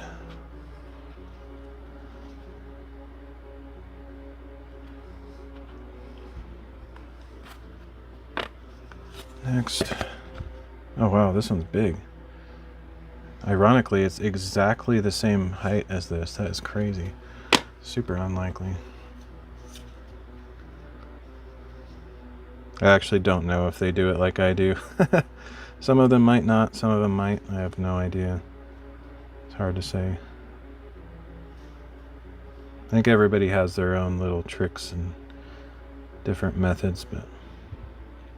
And just because I spend a lot of time on something doesn't make it better, that's the problem. I think the only thing that really makes it something special is if somebody knows me personally and wants something that I made. Because otherwise, I'm not going to say it. They are good. I'm not going to say they're not good. But I've seen stuff that you can buy from China and it's not crap.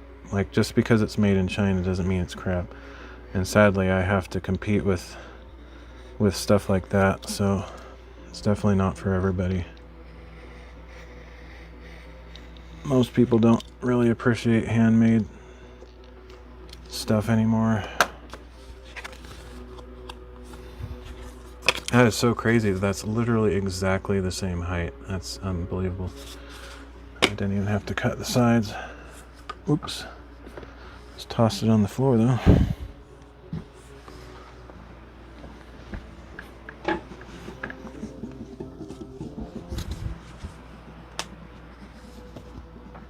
All right, one more and then I'm done.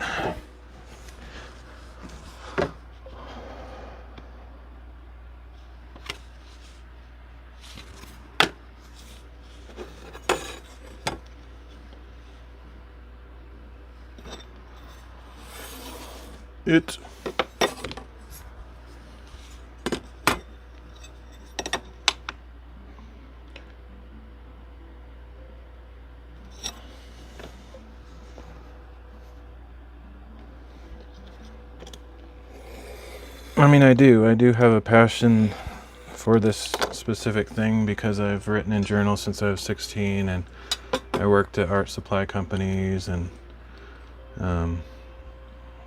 so I definitely know a lot more about it than the average person, but that doesn't necessarily mean that that's going to be appreciated.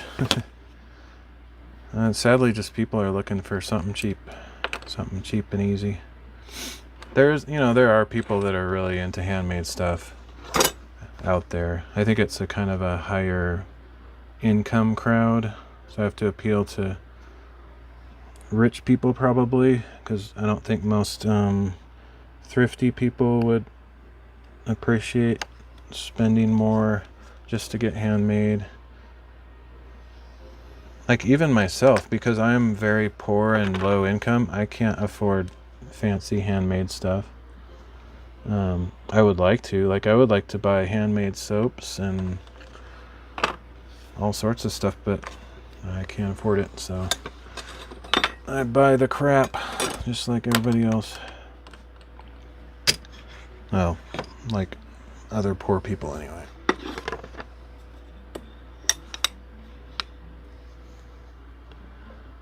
The thing is, like, more demand for it is actually not good.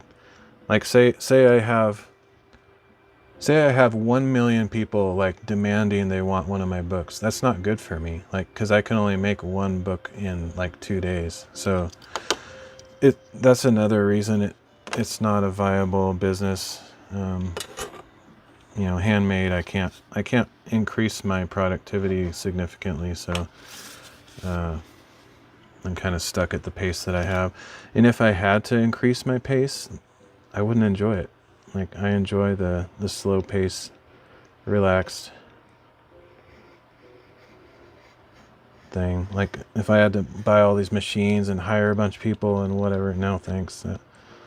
I would lose all interest in it right away.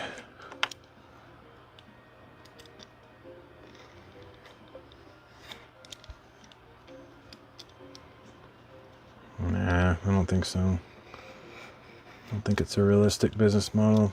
If I train people, they would just do it for themselves and sell it on Etsy.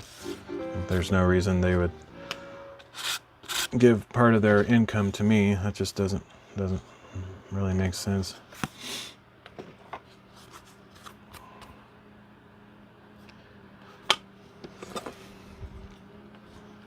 I would just be training my competition essentially. But I'm okay with that. Like if somebody watches my streams and makes their own book while they're lurking or something, I have no problem with that. Because I've already determined that I can't quit my day job and do this full time. So it's more of a hobby, an enjoyable hobby.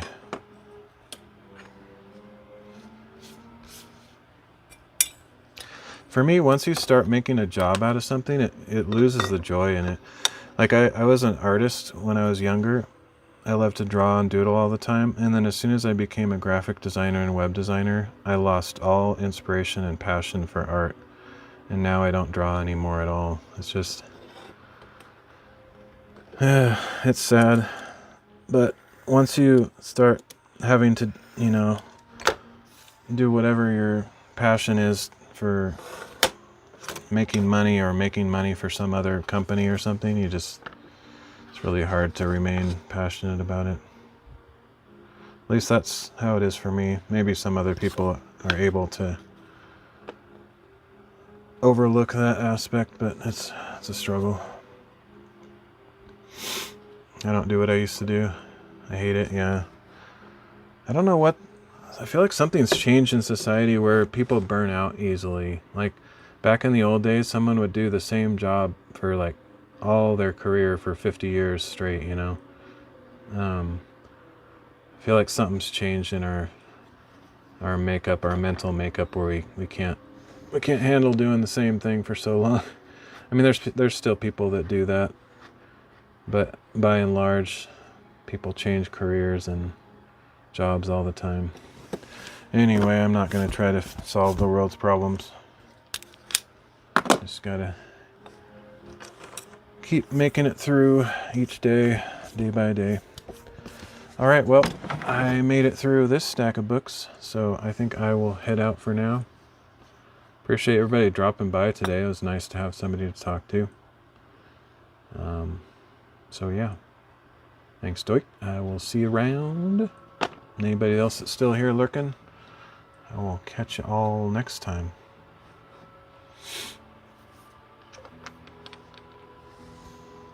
I'm going to eat, and then I probably won't sleep for quite a few hours because I was up late, but we'll see. All right, see you guys.